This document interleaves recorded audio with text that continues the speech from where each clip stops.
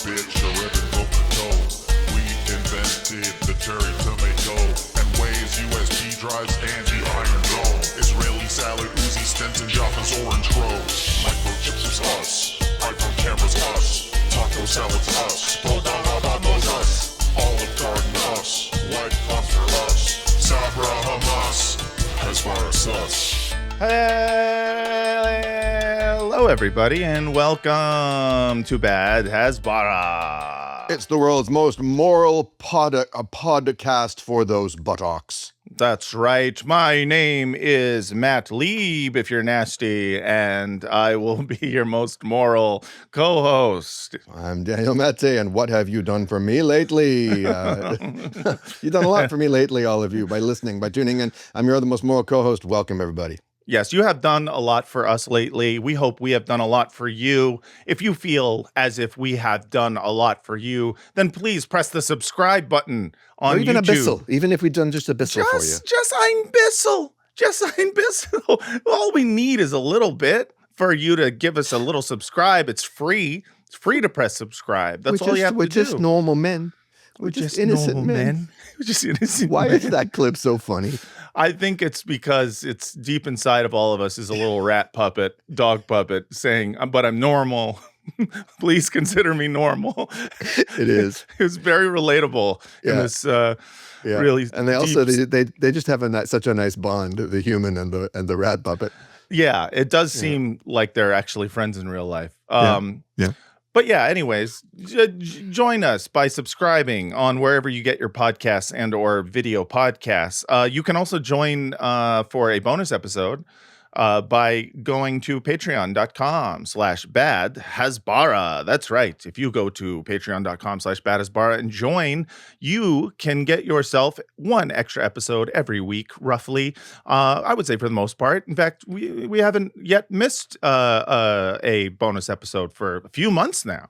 No, even last week, we made this sort of last minute call not to do That's right. a recorded episode, and we were like, but we can't live with ourselves.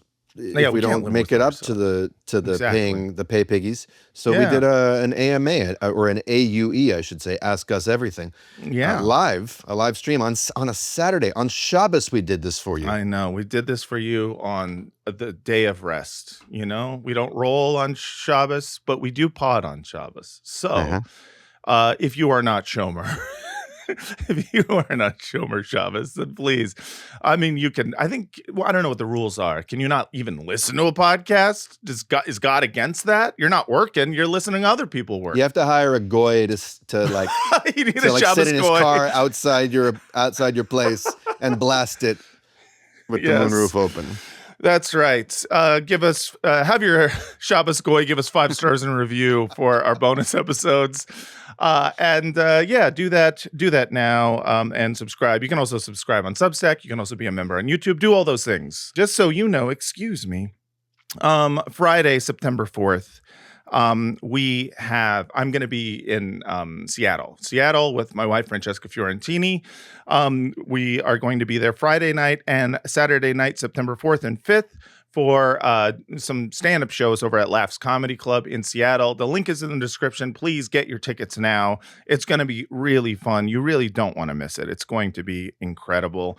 Those are 3 shows altogether, Friday, and then we're doing an early and late show on Saturday. Get your tickets. Come to all of them. I don't care. Portland, Oregon, September 7th and 8th at Helium Comedy Club. Please get your tickets. Pacific Northwest, we coming to you. Today's episode is brought to you by International Rescue Committee. The situation in Gaza is still dire, and hunger remains at catastrophic levels.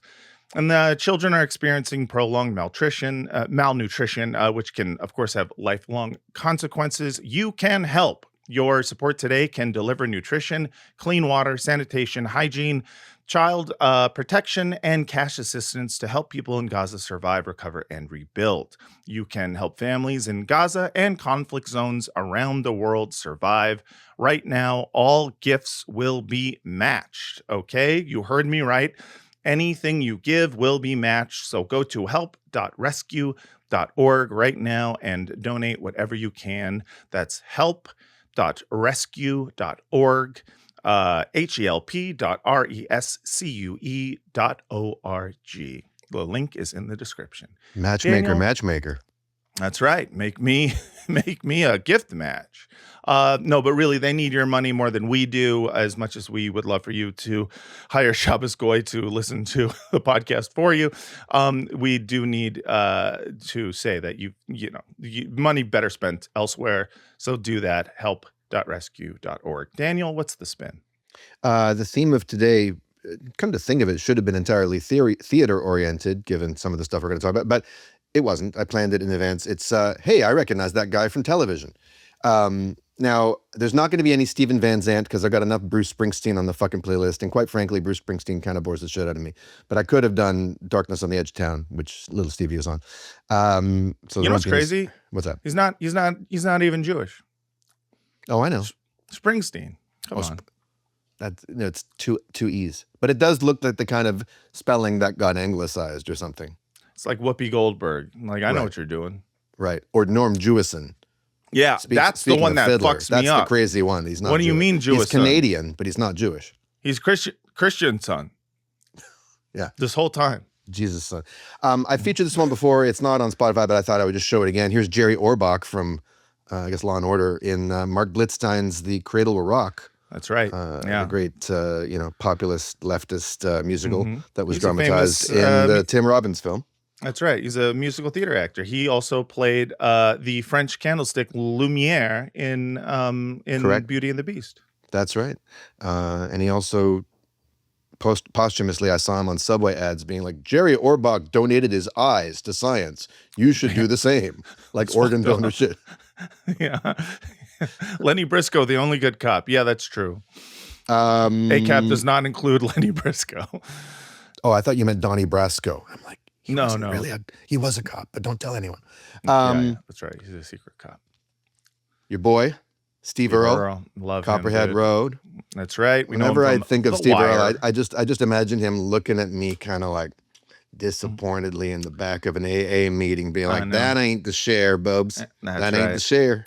You're holding it deep down inside. You got to let it out, or whatever he right. said. He would That's say right. things that were more profound than that, I think. But That's it was right. Great. This guy also from, I think, some Law and Order thing, Ice-T. Oh, Ice-T. Okay. Yeah. All right. His great album Power, which contains I'm Your Pusher and I'm Girls. your pusher. Boom, boom, boom, boom. That one? No. Oh, that's I'm your puppet. I'm your mama, I'm your daddy, I'm your N-word in the alley. Wait, that's no. He flips. It's it's a Curtis sample. Mayfield. Okay, yeah, Well, yeah, it's yeah, an yeah, interpolation, as they say. yeah. Okay, interpolation. But it also has the song "Girls, Let's Get Butt Naked and Fuck Tonight," which is a very sex positive anthem. I assume so. Yeah, we were kind of channeling Janet Jackson in the intro, kind of accidentally.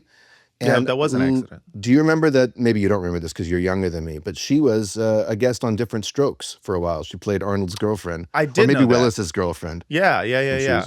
So here's her eponymous album, Janet, with That's the Way Love Goes. She's very sexy. She's and fucking smart and brilliant. Oh, yeah. Big Janet, My favorite Jackson, I would say. You know who this is, Matt?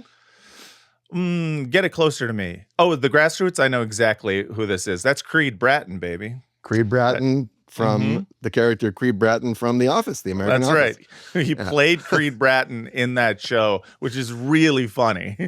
Because, in fact, I think at one point they point out that they did an aside where he was like, I was in a band in the 60s called the Grassroots. Someone recognized him and he pulls him aside into the coffee break room. He's like, don't tell anybody. Yeah, it was great.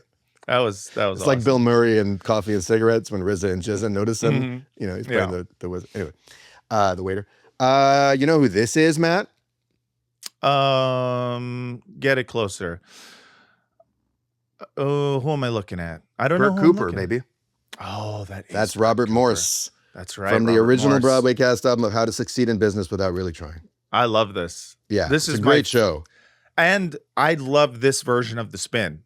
Yeah, I thought you would. people I 'Cause you're a TV guy. I'm a big guy. Yeah, listen, I know it's shocking, but I love TV. Love to watch it, talk about it. Yeah, That's you should listen to amazing. this. I mean, he was they did his send off on the show as a big musical theater number. That's not right. coincidentally, because he was a Broadway star. I love that. And finally, hey, I know that guy from television. It's Tom Verlaine, the founding guitarist and singer of the band Television, and this is his solo album, Around. R.I.P. Tom. This is a beautiful instrumental guitar atmospherics album. It's one of the most beautiful recent purchases I've made. So highly recommend Tom Verlaine. Okay. That's the spin, baby. So that is what is spinning in the Mate household. You can listen to all the albums by going to our Spotify playlist of the What's the Spin playlist. It's great and it's very long. So check and if you want to, out. it's currently at about 646 hours, and it hasn't been updated in several weeks. So fair enough. Okay, it is time to introduce our guest. I'm very excited to have this guest on the podcast. You may know this person as the editor-at-large at Jewish Currents magazine. Jewish Currents, a magazine that we have yet to cover on this podcast because they haven't done any of the articles that we make fun of. They actually write good articles, and you are going to love our guest. Ladies and gentlemen and everyone else, welcome to the podcast, Arielle Angel. Hey. Hi, guys. Hi, How you doing? So glad to know that you also think Springsteen is overrated. I feel alone in that club. Yes, samesies. Is this everyone on this podcast right now? That is a shocking. It really is. Yeah. I don't know what it is ratio. about. I mean, listen, there's a few Springsteen songs that I'll listen to that I'm like, on fire. Great song, but the Pointer Great Sisters song. did it. The Pointer Sisters did it better. Dancing in the Dark. That's a good one. I like that one. Yeah, but- I just I'm don't sorry. get it. That was The Fire, whole not thing. I'm on Fire. He's got both Fire and I'm on Fire. But the thing with me with Springsteen, look, Jingle Bells should be like sleigh bells should be for Christmas songs. There's way too many sleigh bells. There's a lot of sleigh bells. That's true. It's the Phil Spector influence. It's the wall of sound thing. Yeah. He just loves it. And look, Clarence Clemens, the big guy, he's a great saxophone player, but I don't need that many saxophone. And all of the songs are at this fever, like they all feel like 11 o'clock numbers from musicals with indecipherable plots, like the emotional pitch of it. It's true. It all goes It's to true. this. It all goes to 11 dramatically. It's too And I much don't know what narrative. It's too Yeah, much way narrative, too but much it's narrative. indistinct. Yeah. It's like, and it's just something. There's something like New Jersey. I don't dislike New Jersey as a state. It's beautiful. Oh, I love New Jersey, actually. Yeah. So it's really, I'm really like splitting hairs here. Like I Sure. love New Jersey. You're allowed to and love I New just Jersey. I just don't get Springsteen. Springsteen is just another vibe. It's not my vibe. It's Yeah. not anyone on this podcast vibe. He's Well, a little... It's very Bridge and Tunnel, isn't it? and I'll be real with you. The opening song for the movie Philadelphia that he does Mhm. is, to me, is so bad I can't hear it without laughing, which is strange because I there's just something about the way he does it. He sings a song, and Denzel Washington, Tom Hanks, gonna see who's got AIDS right now. There's just like Diagnosed with immunodeficiency. yeah, exactly. It's just something about him is. I get why people like him. It's not for me. And you know what? We're gonna get letters. People are gonna be mad. It's okay. We also like other things from New Jersey. Bon Jovi. I don't love no bunch of The Misfits. The Misfits are The from New Misfits. Jersey. The Yeah. Roches. I The love the Roches are my Misfits. the I Roches love are the my Roches. favorite my favorite New Jersey export. The Sopranos. All of these things are good Jersey things. But let's talk about non-Jersey stuff. First, Arielle, can you tell us a little bit about Jewish Currents magazine? We cover a lot of different Jewish media on this podcast because, at least, since the inception of this podcast, we have a lot of Hezbollah that comes out of sort of more like the institutional Jewish media spaces. Jewish Currents is the one, kind of rare exception. Can you tell us a little bit about Jewish Currents? Yeah. For those, I guess, that don't know anything about Jewish Currents was founded in 1946. It's actually like sort of a legacy publication in its own Right. weird way. It was the magazine for Jews in the Communist Party that was in English. So, they had Yiddish publications, but this was the first English one. It split with the party like way too late, in 1956. And after Khrushchev kind of revealed all of the crimes of the Soviet Union that most of the people in the party already knew anyway. And it became a magazine for a community, not a party. Was it always English language, or did it was always English language? Okay, but it was very closely related to. I mean, like the people who were involved with it were very interested in Yiddish culture. Right. Super Ashkenazi. The Forward at some point would have been a sister publication, or well, the Forward was socialist, so they hated each other. In fact, like the communists and the socialists, in fact. The people who were, the Forward stopped being socialist at a certain point, but the people who kept on that tradition, it took until I think 2010 or 2015, something like that, for the socialists and the communists to come together on the Jewish Currents Advisory Board. This was before my time. That's how long it took for them to reconcile. Hey, so we're irrelevant. You're irrelevant. Yeah. Let's get together. I love that there's... You have no power, neither do I. I love that there was a Bolshevik-Menshevik split within the Jewish Currents, the New York City periodical publishing. God, there was never a split because it was always, it was a Stalinist publication until 1956. And then it just became kind of, post-communist left, but it still would never have... partnered with the socialists. I mean, those wounds were too deep, So anyway, that was kind of by the time they had reconciled, that was the magazine that we inherited. We, a kind of younger group took over in 2018, turned it into basically what it is now, print magazine that also has a news desk and a podcast and, the podcast is called. Tell us the name of the podcast. On the Nose. I host the podcast called On the Nose. Do. Yeah, it's a great name for a podcast. I gotta say. It actually was. It's a little on the nose, but it was a total fluke because the first podcast that we did, or just the first audio recording that we did, was because we had this cover with a huge nose on it, and people were so pissed off about it. We got I've never actually for all the things that we've ever done, I feel like this nose cover was the thing that pissed people off. They hated that they could see the pores. They were disgusted. They thought it was anti-Semitic. They thought it was racist, all kinds of things, Nazi, blah, blah, blah. And so we did a podcast with the artist On the Nose, and then that just became the podcast. So Der Schnauzer. That's it. Well, it's a great podcast as well, and Jewish Currents has published a lot of really fascinating stuff, and done some really good live events. I need to thank you. You gave Matt and I think our second or third ever chance to be together in person.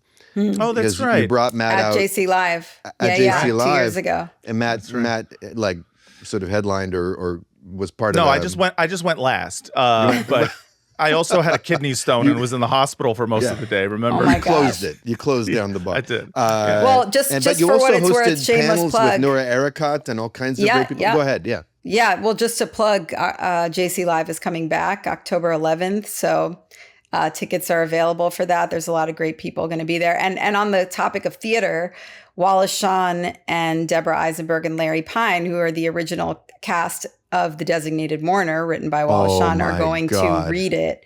They're going to do a full table read of Designated Mourner. So, I mean, that's only one thing that's happening. But since we're going to talk about theater today, I'm pretty excited about that. I love Wally, but Larry Pine, ever since Vanya on 42nd Street, the Wallace Shawn, Andre Gregory, Louis Malle adaptation of Uncle Vanya, Larry Pine played Dr. Astroff in it. It's from '94. It's one of my favorite movies. What a gorgeous actor he is. Yeah. That's going to be amazing. Yeah, I'm excited about that. Yeah. He's got to be about 81 years old now. Yep, he's up there. They're all in their 80s. Yeah. Did you just look that up, Matt? I just Googled it. Because I don't know who he is. And I was just I'm going to be involved. And so...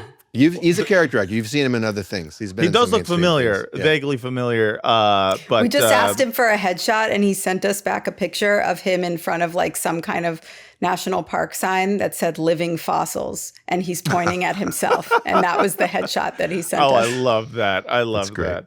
Well, we are talking about theater on this episode because Today you it's recently. Bad has Broadway. That's right. Give my regards. And we're giving our regards to a brand new play that is sweeping the nation. It is a new play that is getting rave reviews called Birthright. It was written by Jonathan Spector, and it's about a group of 6 Jewish American friends over, I believe, an 18-year span, and it starts from a reunion following a birthright trip to Israel. This is getting good reviews from places like Vanity Fair and the New York Times.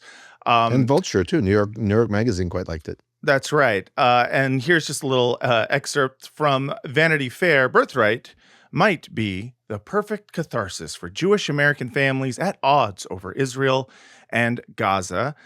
Just what they deserve, just what they need. Perfect catharsis. We need some just catharsis. A nice, clean, get this out of my space and yeah, make me and feel okay with it. Move on with your day.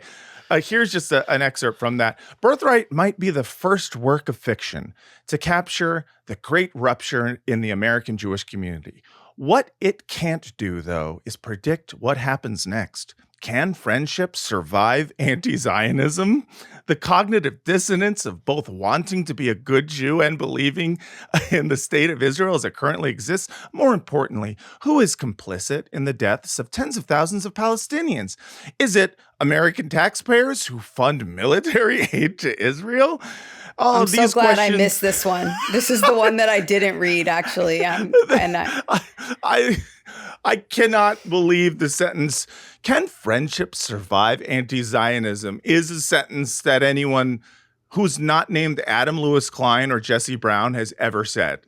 Can friendship survive anti-Zionism? The age-old question. As an editor, I would have flagged that grammatically. I mean, like, what does it mean exactly? Yeah, I mean, like, does the anti-Zionism like fly in, like helicopter in from above, and yeah, or you come home and you've been diagnosed with it, and now you have to deal with the onset of rapid onset anti-Zionism. Yeah. I've got early onset anti-Zionism, and it's just tearing through my body and brain.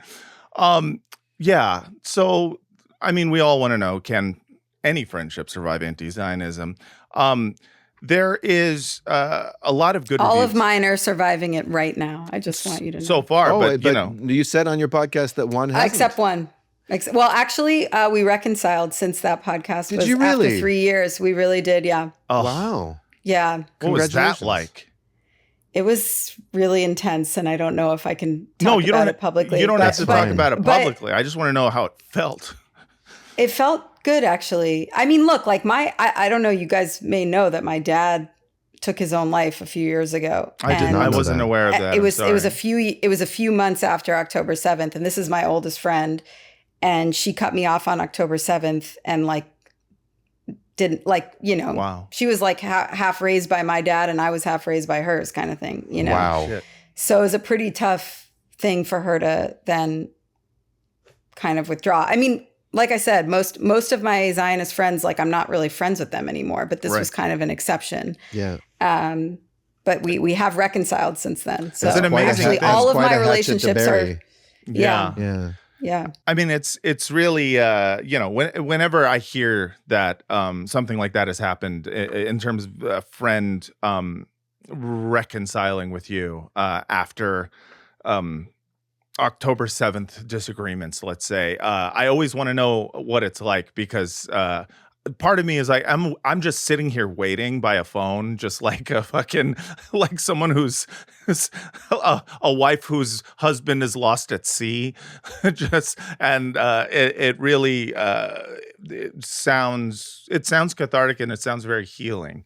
Yeah, gives me hope. I have one friend who cut me off a few years into it, not just because of the disagreement, but because of how public I am. And that's really what it was for her too. How public I am. She was like, if you didn't have this role, right, it would be different. Yeah.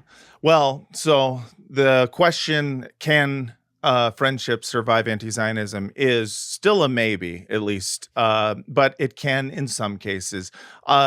The Independent wrote a review of this that I want to read a few excerpts from because it's my only insight into this. I've not actually seen this play, so I can't judge it based on its merits. I can only judge it based on different reviews that I've read of it. Can't judge it based on its merits. Yeah. I mean, look. Little inside leftist Zionism baseball there, but yeah. Oh, merits. Yeah. Merits, yeah, the Merits Party. I can't judge it based on its Likuds nor merits.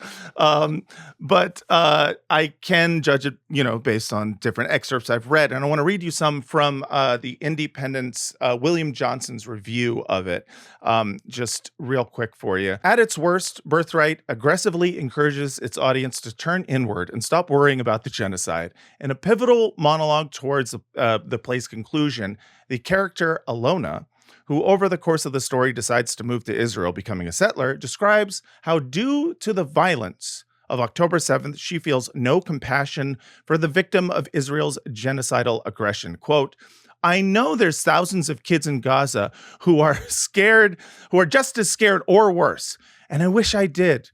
But I just don't have the space for them in my heart right now, not after what they did. This rejection of basic human compassion on ethno-nationalist grounds, Alona only has, quote, space in her heart for other Israelis, receives no rebuttal. There's more to it, but I want to ask, you had this discussion with what is it? Elisa Solomon. Elisa Solomon, who is a theater critic. Can you tell us about your discussion about this recent slate of different, the phenomenon of the Israel argument play in the last 3 years? Sure. I mean, I think the amazing thing about that speech by Alona is not just that on face value, but the fact that almost an identical speech, as Elisa points out in our letters, comes up in The Zionists, which is another play, both commissioned by a group called Miami New Drama, which formed after October 7th to promote specifically Jewish kind of identity plays in the wake of sort of cultural boycott after October 7th, this kind of thing, the anti-Semitism that the theater world is awash in. They would no longer be silenced. They would finally the make same space. exact speech. Yeah. And, on the topic of being silenced, there's Birthright, there's the Zionists, which played upstate, or actually in the Berkshires, Great Barrington, I think, or Pittsfield or something. Barrington Stage in Pittsfield. Yeah. Which by incidentally is the Gelman. first place I ever had a concert of my musical theater work outside of New York City was at Barrington Stage in Pittsfield. Because nice. Yeah. Go ahead.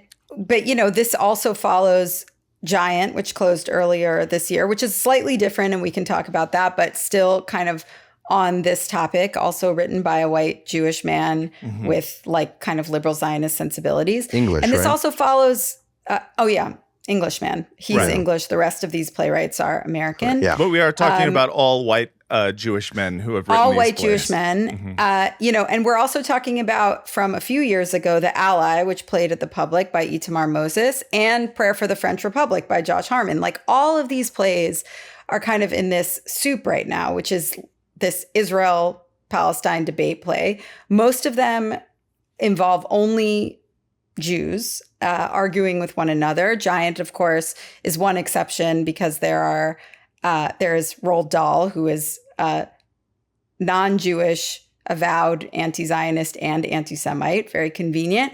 And then you also have Itamar Moses' The Ally, in which you have a Palestinian student, you have Black students, it's a campus play. So there are a lot of other people. So those are the exceptions, but the other ones are just kind of internal Jewish discussion plays in which there is somebody arguing the other side. Actually, even some of the same actors and actresses, the Alona who, you just read from Birthright, the speech about not having room in her heart for Palestinians, plays the anti-Zionist American in Prayer for the French Republic. So, it's all kind of fluid. As Elisa says, they're like cooked in the same kitchen, like when you go on 6th Street and all the Indian restaurants, how the joke was like they all share the kitchen. This is that. It's like total... It seems like an insular super insular almost. And I guess sort of a cottage cheese industry. A cottage cheese industry, sure. What I want to ask about is this. At least very recently, there seems to have been a few that were funded directly from this Miami New Dramas Y6K project, which is specifically giving money for, well, let me read from your article here. It says, both the Zionists and Birthright were commissioned as a part of the Miami New Dramas Y6K project, a, quote, new Jewish play initiative funded by Wasserman Projects, which issued a kind of mission statement framing the creation of the fund as a response to the horrific events of October 7th and the subsequent surge in anti-Semitism. Oh, Jesus. It references, quote, anti-Semitic sentiment now openly expressed in academic and cultural institutions, and writes that it's commissioning plays to raise awareness about the climate of unprecedented vulnerability for Jewish communities. So I want to ask about this. Like, this seems to be a play by Jews for Jews, and there's sort of everything that I read about these plays reads as Jewish exceptionalism, like 100%. where there's a few quotes from it that are very much just like, the thing about us Jews is we invented talking to each other. Literally. 2 Jews, 3 opinions. Right. But none of those opinions really get to the heart of what's wrong with Israel. Like, right. Yeah. We love to argue, but there's some people that if you argue with them, you're saying you countenance Hitlerian anti-Semitism. Yeah. So what is the role of Jewish exceptionalism with regards to these plays? I mean, it's pretty explicit. I mean, it's exactly what you said. Well, first of all, just to go back to the funding situation, because I think that piece is important. These plays are doing really, really well, and so you can't discount that. But you also can't discount the fact that there is a kind of theater apparatus that is funding these plays specifically because of Jewish grievance. And it's kind of the same thing that we've been seeing with the Penn stuff, where it's like, oh, Jewish publishing, like, I don't know, have you guys done a show on this yet? The Silent Moratorium with Penn? No. Oh, well, Penn put out this report that's like Israeli authors and Jewish authors aren't being published anymore because of anti-Semitism, right, yes. Which is not true. Right. And now suddenly there's all these like new imprints for like middling Jewish Zionists to publish their books. And like, that's what's happening here. Like, we're not like in a meritocracy here. Like, it's not like people really want these plays. It's like, Jewish funders in the theater world feel that like their Zionist identity is under attack, and they've funded these plays. And I think what's like really significant about it is that they clearly don't feel anymore that they can just have like a Zionist play without an anti-Zionist voice. Like, they actually feel like if they don't reflect some of the experience of Zionists, which is that all their kids and grandkids are anti-Zionists, right, that they haven't captured something. Yes. And yet the entire apparatus of the play is designed to just reinforce them where they are, let them stay where they are, but make them feel like they've done something really brave. Yes. It's fine art hasbara, which is like something that I've not really experienced before. We see a lot of, your social media hasbara. We see, obviously in the news and different television shows and whatnot. But this level of theater, this theater world seems to be, it's plays for older Jews to go and watch and yell 100%. At their grandson and have someone else give them the catharsis of yelling at their grandson.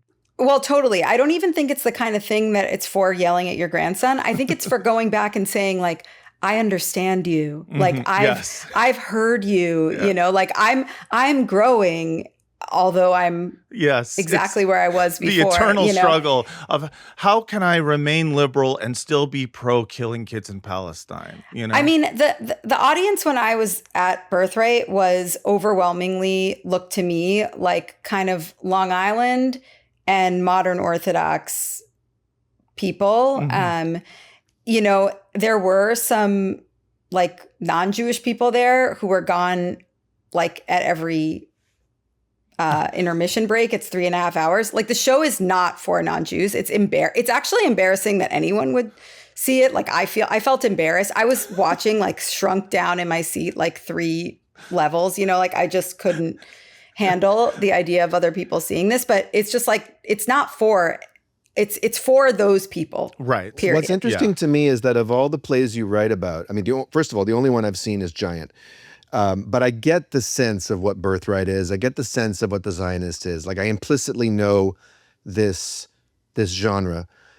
Giant sounds to me like the most interesting of all of them, the most interestingly constructed, the most theatrical in some ways. It obviously featured a towering central performance by a great actor, John Lithgow, who was great, playing a genuinely interesting, conflicted character who's in some kind of flux and who you like to watch. He's surrounded by interesting people, except for one.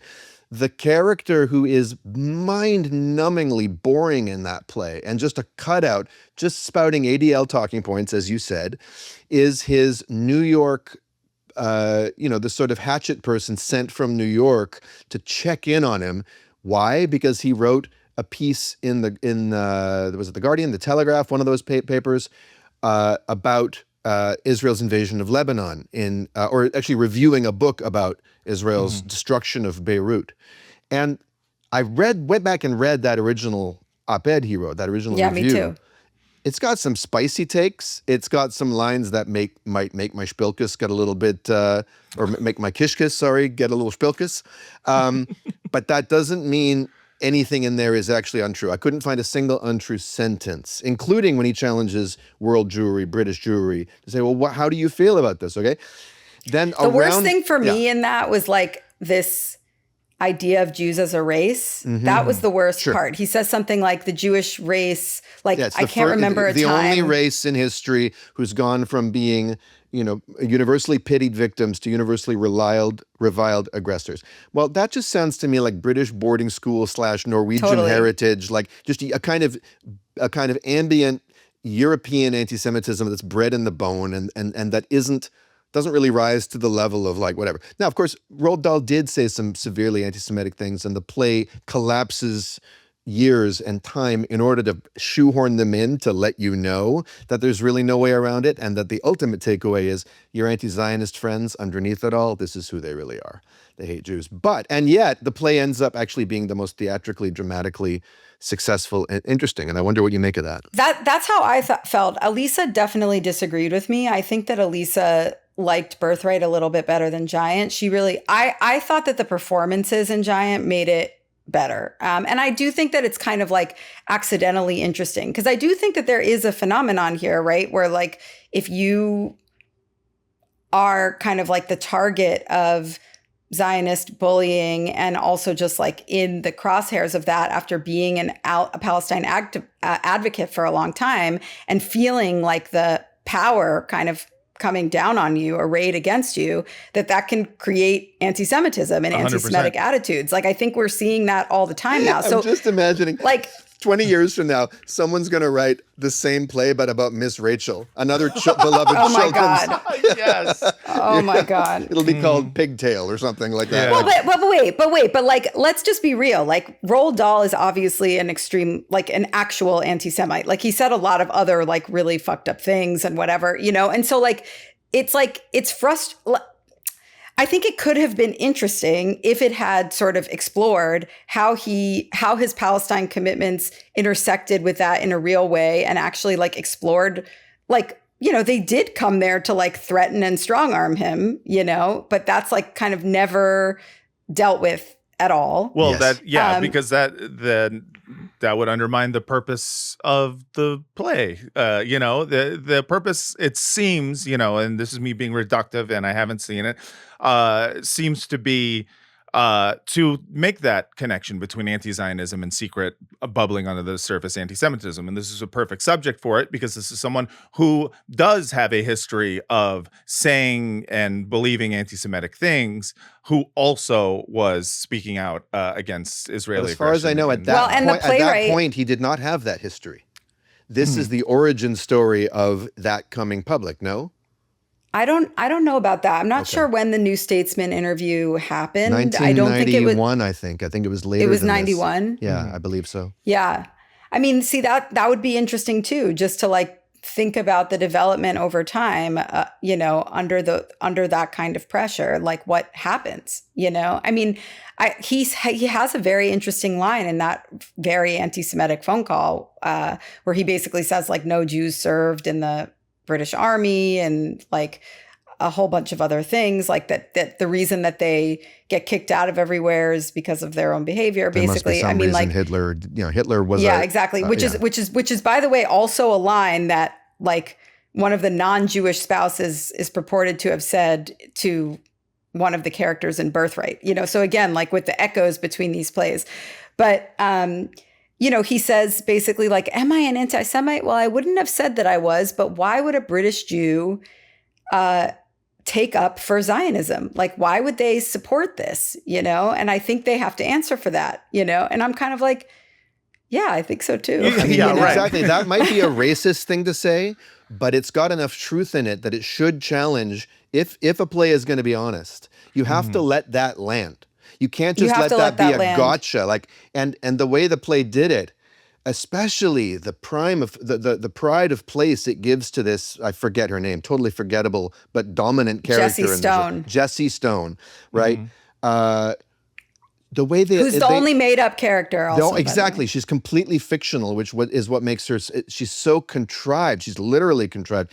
As you said, Roald Dahl's English publisher, who himself is Jewish, has a great monologue where he reflects on the difference between American Jews and British Jews. He's like, I grew up being bullied at boarding school, and you just get used to it. Everyone Pakistani kids get bullied. Everyone gets bullied. It's just part of our culture here. But the playwright allows Jessie Stone to deliver the closing line of Act 1, which is, yes, sir, yes, you do owe me an apology. Blackout, applause. After she basically says, like, how dare you lump us all together? Yes, and then she's like, yes, you do owe me an apology. For your article about a book detailing Israel's destruction of Beirut. Wow. No, there's no self-reflection about any of that stuff at all. And in fact, why would there be? I mean, Mark Rosenblatt, the playwright, said that this was based on, like, he was inspired to write this by the Jeremy Corbyn affair. Right. Interesting. Wow. I love it. It's like, that character of Jessie Stone is based on various different arguments I got into myself in the shower, arguing with a Jeremy Corbyn who wasn't there. All of these plays seem like shower conversations. By the way. Yes, 1,000%. And the thing that's a thing that actually, like, that's my like takeaway. If there's like one nugget from the letters that I would bring to you guys, it's like, that's my takeaway from all of this, is that these are not real conversations. And there are a lot of these kinds of conversations that are happening. Like, obviously we've all been in arguments with family and friends. I'm sure that you guys have been, whatever. But also, like, a lot of the conversations are not happening, especially at this point. Like, I think they've like sort of in some ways chilled out. Like, people have found a way to just like go to dinner with their parents and just like not get into it or whatever, depending on your parents, right. Mine are chill. But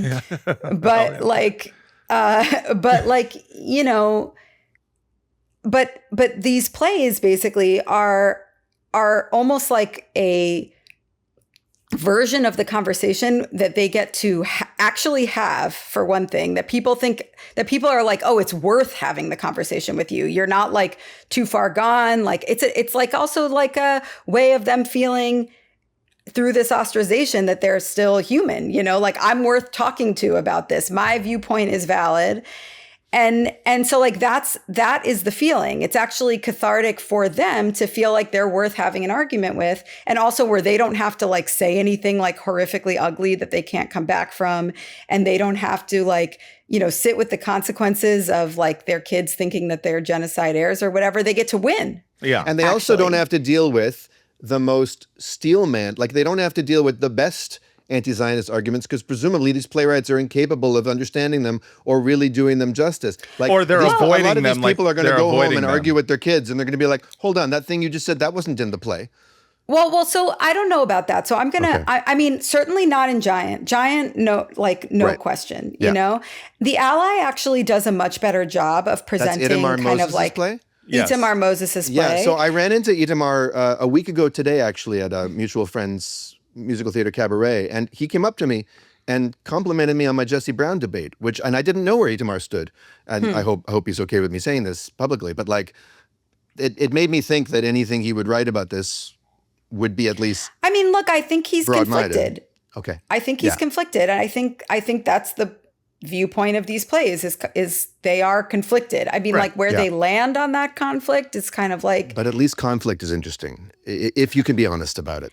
Yeah, but in this case, it's not, because the fact of the matter is like these arguments as they're being staged are so well worn. Even if you get the like argument, like the kind of text correct, you know, you're basically just retreading talking points. It's not like anti-Zionists don't have our talking points. We have our talking points too.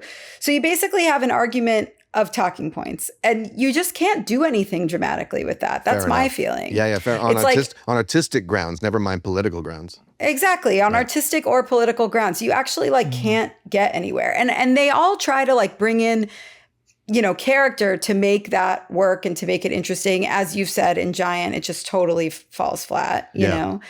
But I think it does in the other ones too. Like I don't actually believe where these conversations land. I think there's also what I find interesting, especially in your retelling of some of these plays in the letters you guys sent back and forth, is not so much the conscious conflicts, fanfic that they're doing, but sort of the subconscious, and maybe that's giving it too much credit, Jewish exceptionalism that's within them, including things like everyone being in relationships, anyone who's in a relationship with someone who's not Jewish, it eventually falls apart and fails. Oh my God. And that the only real relationships that work are with it's Jews. very Tyler Perry coded, isn't it?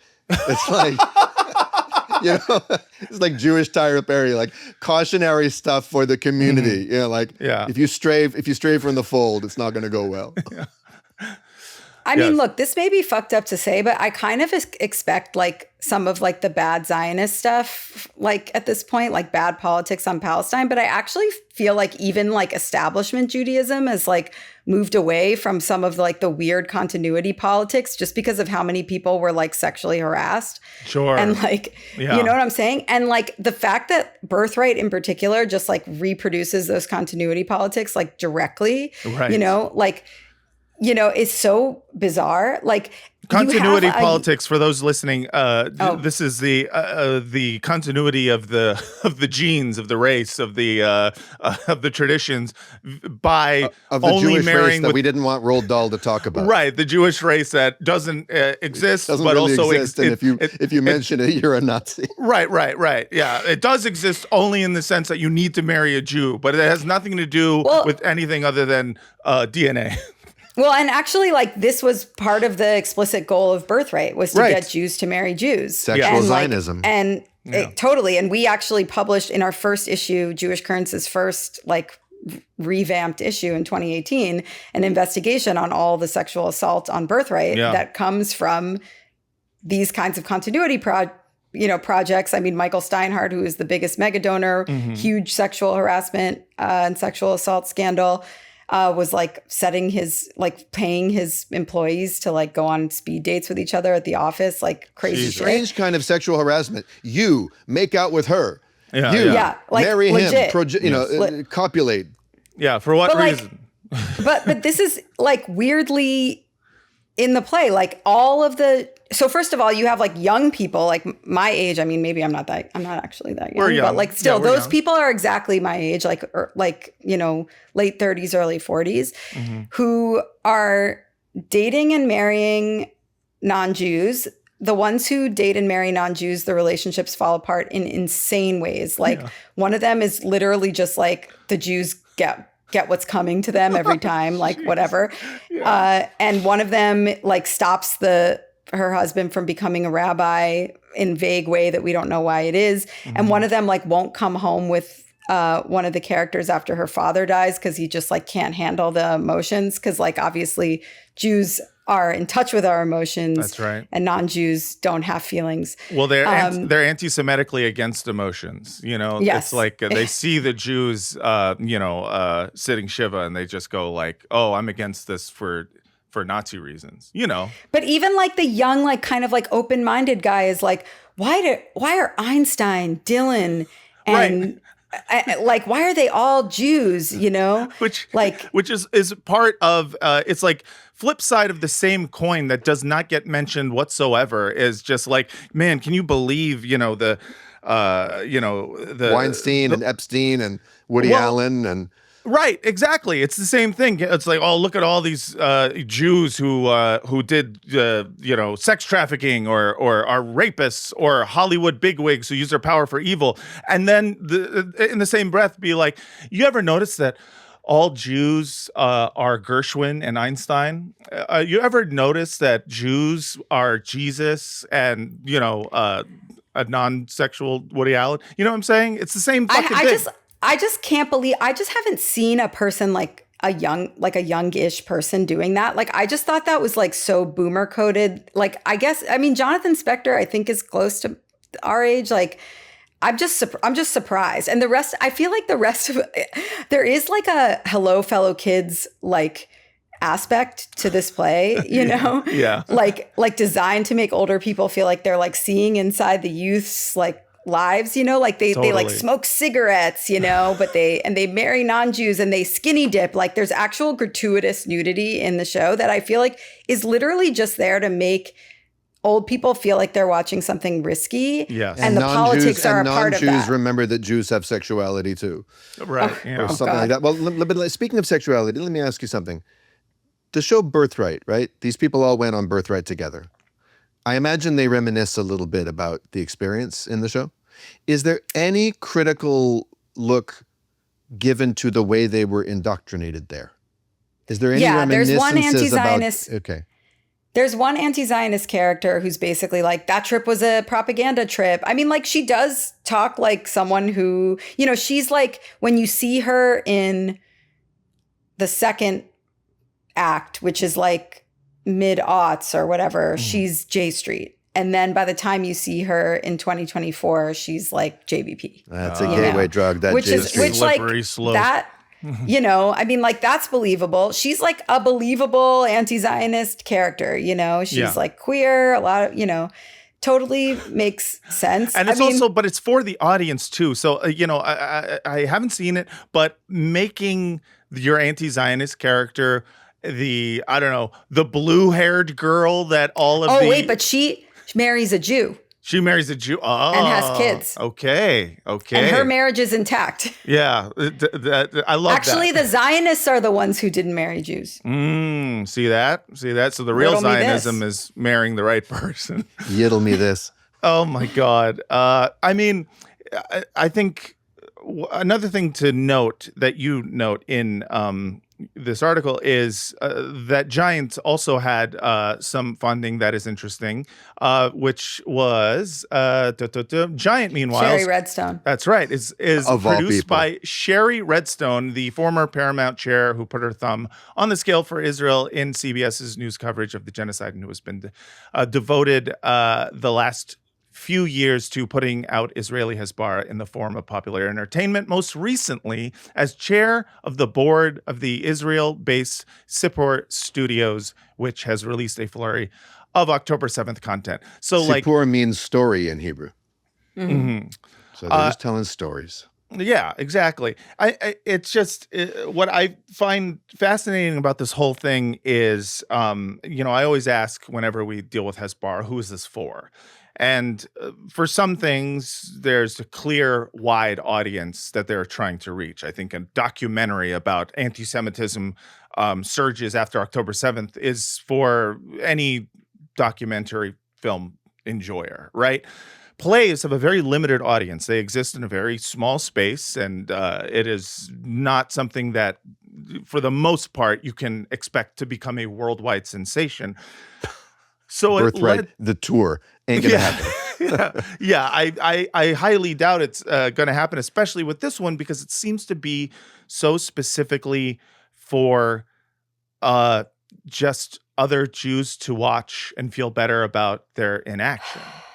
So, I mean, I don't know actually, and I Okay. wish that was the case. I mean, I was surprised by the reviews because I just really hated the play, and I thought it would be transparent to. I mean, like I like Sarah Holdren, as a critic in Vulture. Like, I just thought it would be transparent what was going on here, and it just like wasn't.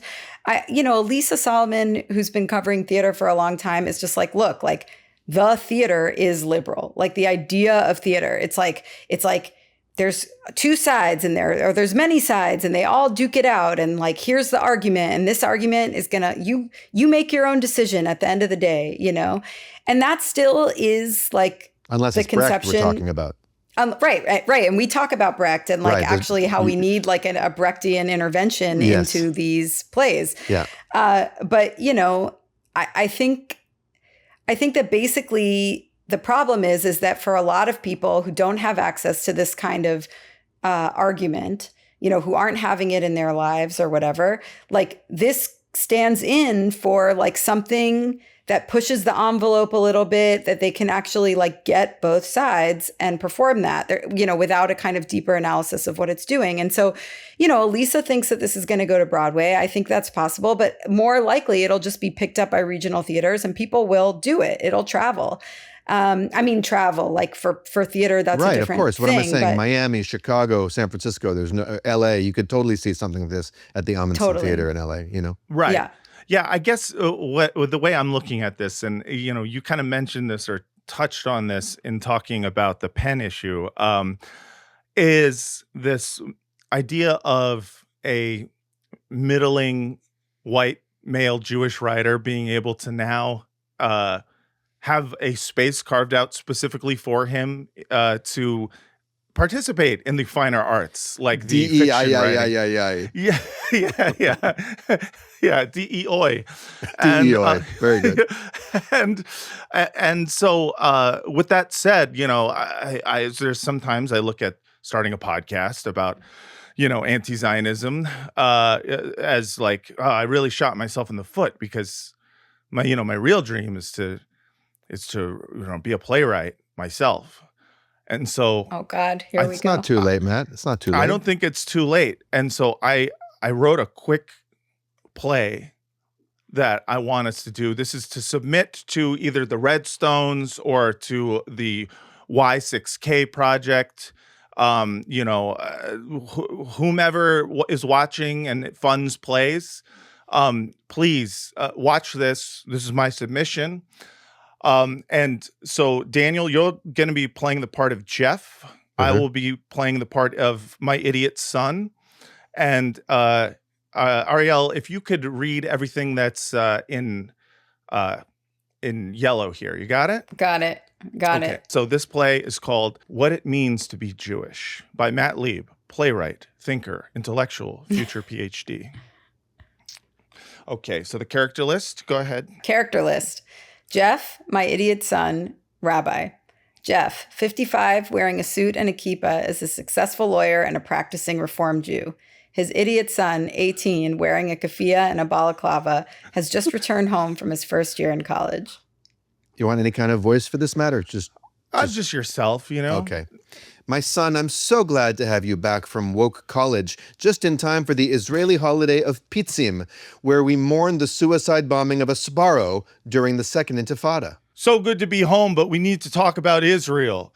I am no longer a Zionist. In fact, I am an anti-Zionist now. Shanda, I can't believe this could happen to my idiot son. Well, you better believe it, Father. I may be young and annoying, but you know I'm right when I say Israel is a racist apartheid state. How can you say this? And on the eve of Pitzim, Erev Pitzim, that would be my little note for you. That's there, your Matt. note. Call Okay, it, Erev you would Pitzim. call it Erev Pitzim. That's a good Just a idea. little dramaturgy, you know? No less. I'm sorry, Father, but there have been the equivalent of 100 Sbarro attacks per day in Gaza since 2023.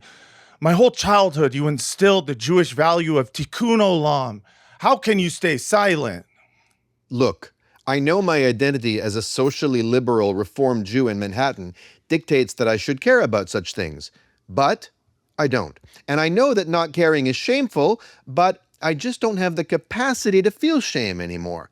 And isn't that the real crime against humanity? Jeff breaks the fourth wall to get reassurance from the audience. The audience nods their heads in agreement. Don't you know there is a genocide going on? The audience gasps and shakes their heads in disagreement.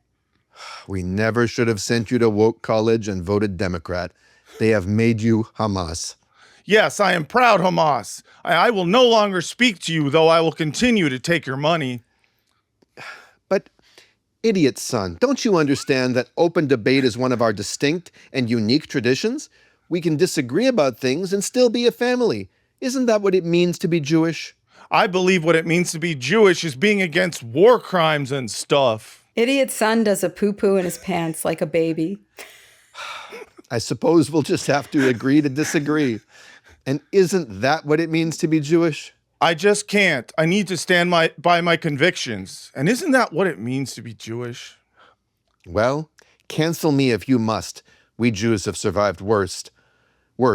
And honestly, isn't that what it means to be Jewish? I'm going to start a podcast about being pro-Palestine. And isn't that what it means to be Jewish?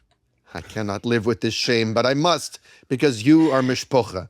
And isn't Jewish what that means to be that? Oh no, Father, you are having a stroke.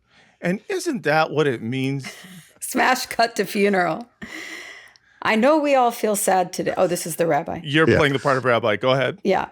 I know we all feel sad today, and it's important to allow yourselves to feel sad. Your feelings of sad are valid. All of your feelings are valid, and you must feel them. Your feelings, and subject others to them, because your feelings are the most important feelings. And isn't that what it means to be Jewish? The end. Everyone clap. I'm actually a little freaked out as to the fact that you haven't seen these plays and you've just kind of nailed it. Like, I am actually a little weirded out. Like, it's not that far. I mean, like, Jung was right. There is a collective unconscious. there is a collective unconscious. Well, also like the audience gasps and like, you know, like the applause Right lines, on like cue. it's really, you really like hear people just, Yes. you know, yes. it's crazy. I can only imagine the first time genocide was said during any of the plays. There was a distinct gasp. Tittering. Yes. You know, Oh, this my. actually brings to mind, because you guys had I think, a very cogent, you know, loving, like you didn't go too hard on them, but it resonated with my critique of the Theater Workers for a Ceasefire boycott of Birthright, which is basically just a social media call out.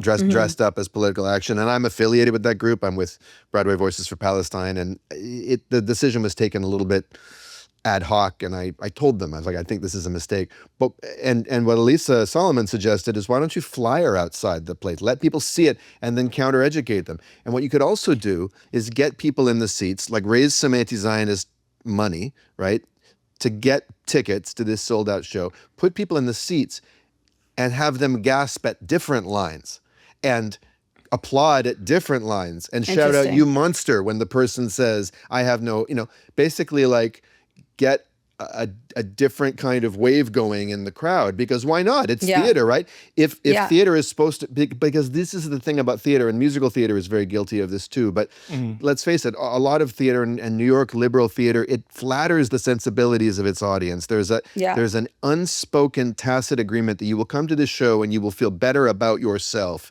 even if your mind's expanded. You will not have to really confront, and this is why I love the show Slam Frank so much.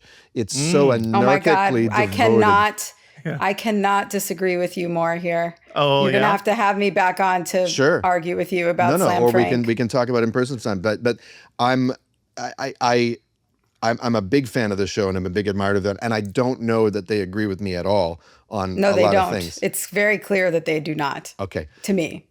I think that, and this is a good case example. I think that even if they don't, what they've done artistically, and the spherical nature of the satire, in the same way that South Park at its best pays off by, we won't get it. Let's not take this into that whole other tangent. But what I'm saying is, Next week there's a podcast on Slam Frank. okay, good. I will listen Jewish to it, friends. and I'll listen to it, and I'll try to allow my own mind to be changed rather than having my own prejudices flattered. But this is the thing. There's this tacit agreement in a lot of theater that you're going to go and you'll know when to clap, and you'll know when to gasp, and you'll know when to boo, and you'll know when to hiss, and then you'll know when to get up and leave. And I think it's part of the audience's responsibility to not fall for that. Don't let the same buttons be pushed. Right. You know? Totally. Have a genuine original reaction, and don't suppress it just because you're feeling the peer pressure of the rapt silence or the rhubarb whispering at the lines that are supposed to shock you. Yeah. Totally.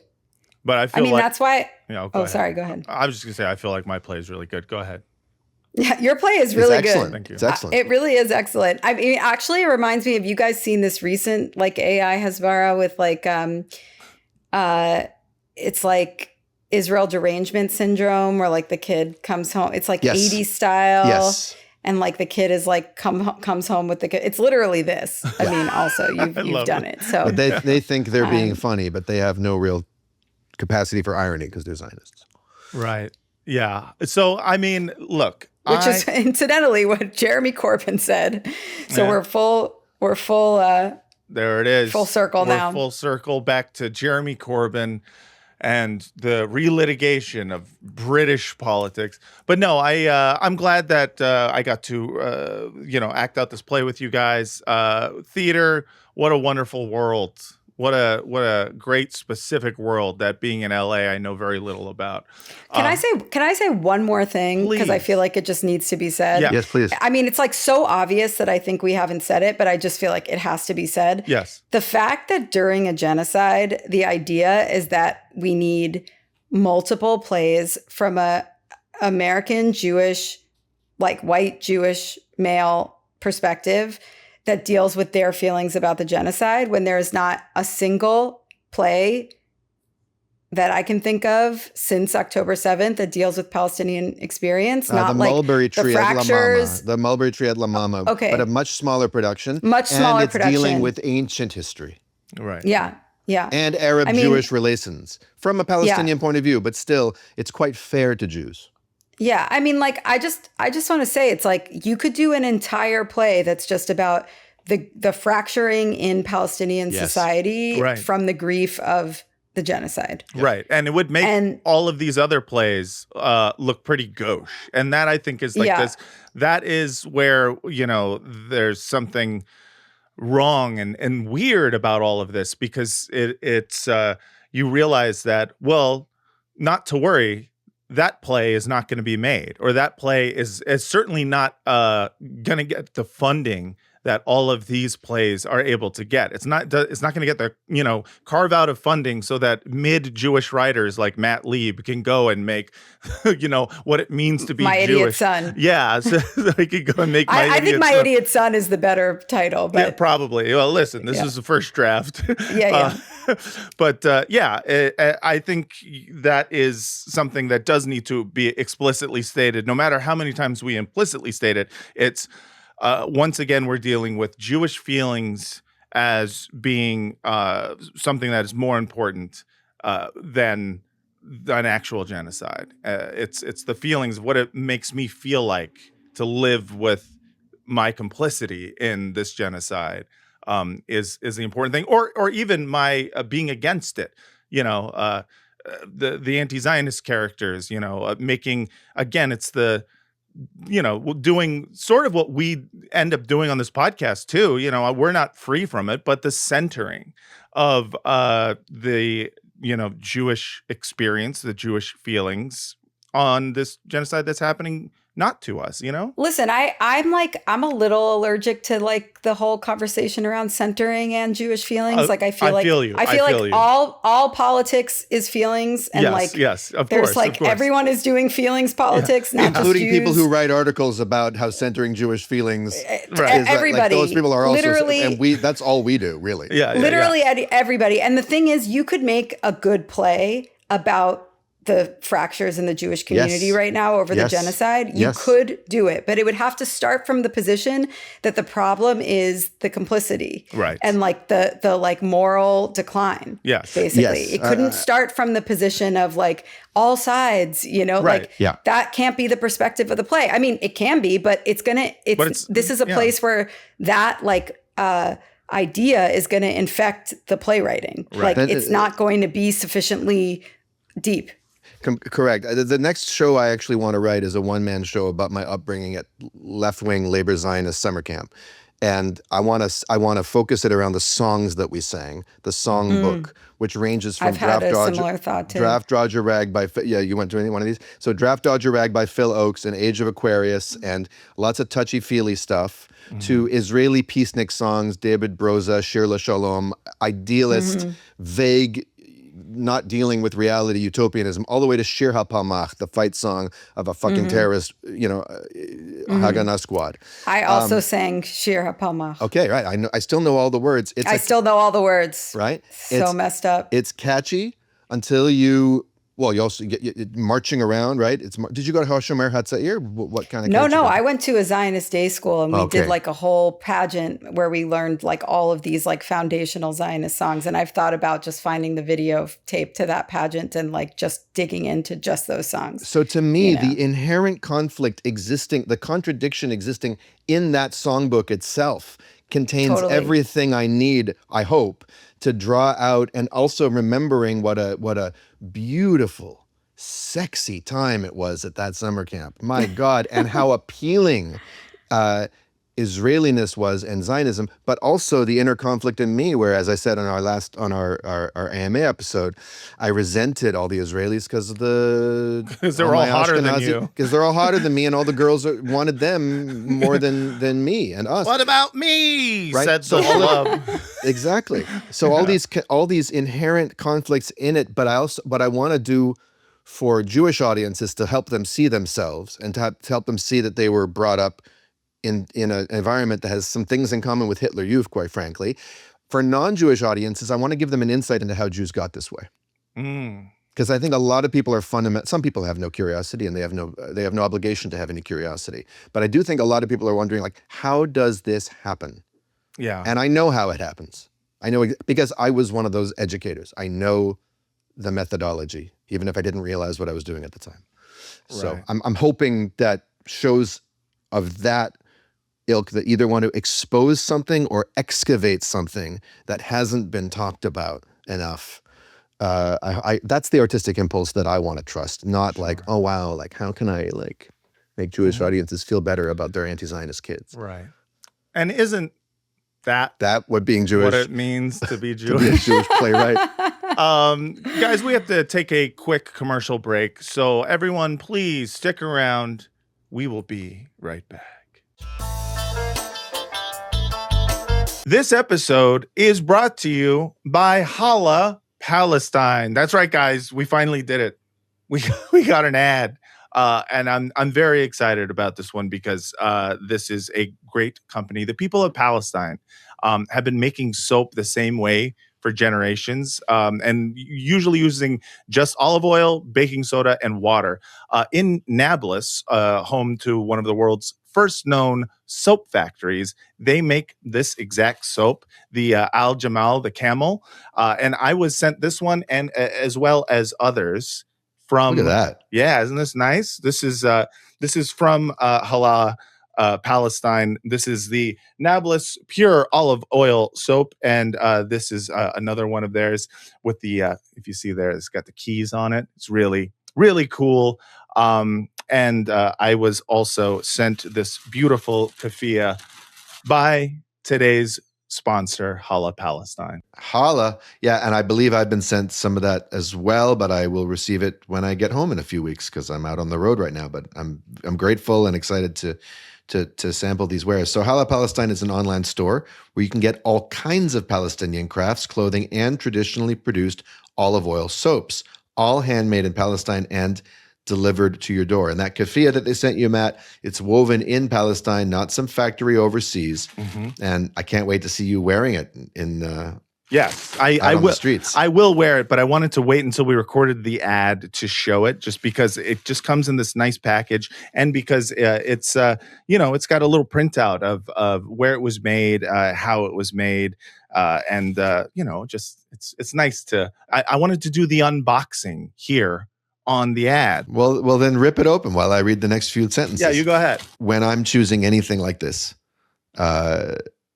products from the region, products displaying Palestinian culture, it's especially important. I want to know that my purchase supports Palestinian artisans and their families, not just companies trying to make a buck off the Palestinian struggle or Palestinian identity or Palestinian iconography or whatever. And at Hala Palestine, we know full well that our purchases are doing just that. They're supporting actual Palestinian artisans and their families. That's right. So you can feel good about shopping with them. That's right. And in Arabic, Hala means welcome. And that's the feeling I get from these, great pieces that Hala Palestine sent me.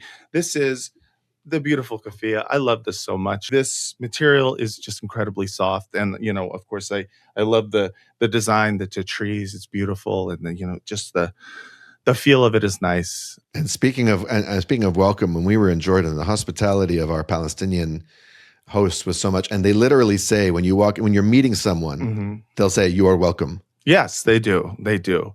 And like you haven't thanked them for anything, but they're just letting you know you are welcome. That's right.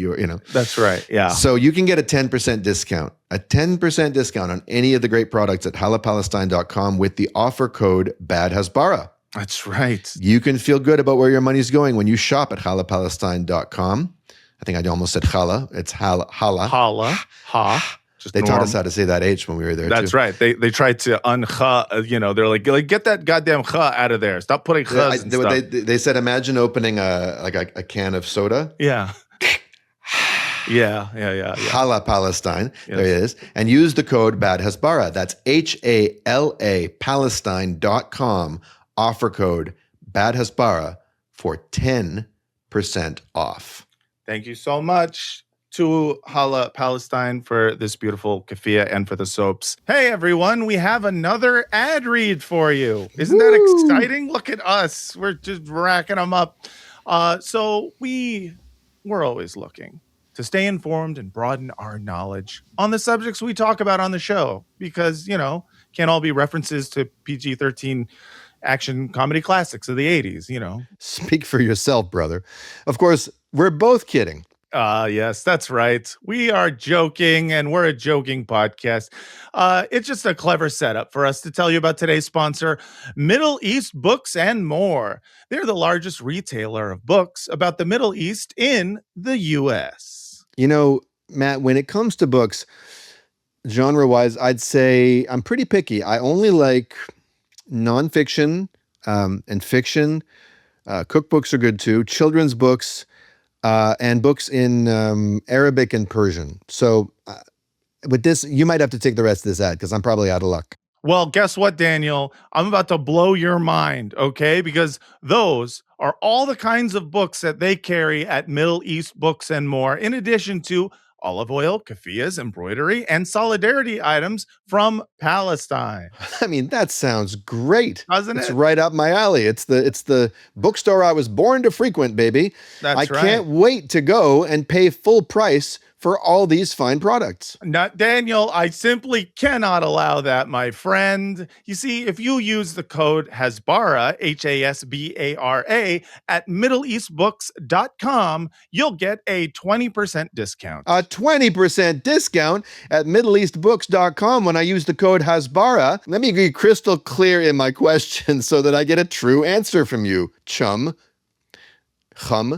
MiddleEastBooks.com will give me a 20% discount on books like this one, Malcolm in the Desert by Ilyasa Shabazz, Malcolm X's daughter. Yeah. Or this one, The Complicit Lens. Is it on? I don't know if it's showing up on camera, but Robin Anderson wrote this one. Yes. And all just for using the code Hasbara. That's all it takes? That's it. It's true, Daniel. True as the day is long. Visit them. So it's less true as December 21st approaches? Let's not focus on the day is long part. It's true is the point. Okay. And you can visit them at the Adams Morgan neighborhood in DC or go to middleeastbooks.com and use the code Hasbara, HASBARA for 20% off. Hooray for reading. Hooray for saving. Read, save, enjoy. And we're back. This is Bad as Bar, the world's most moral podcast. And we're here with Arielle Angel. How are you doing, Arielle? Things good? Doing all right. Sick. Hell yeah. Hell yeah.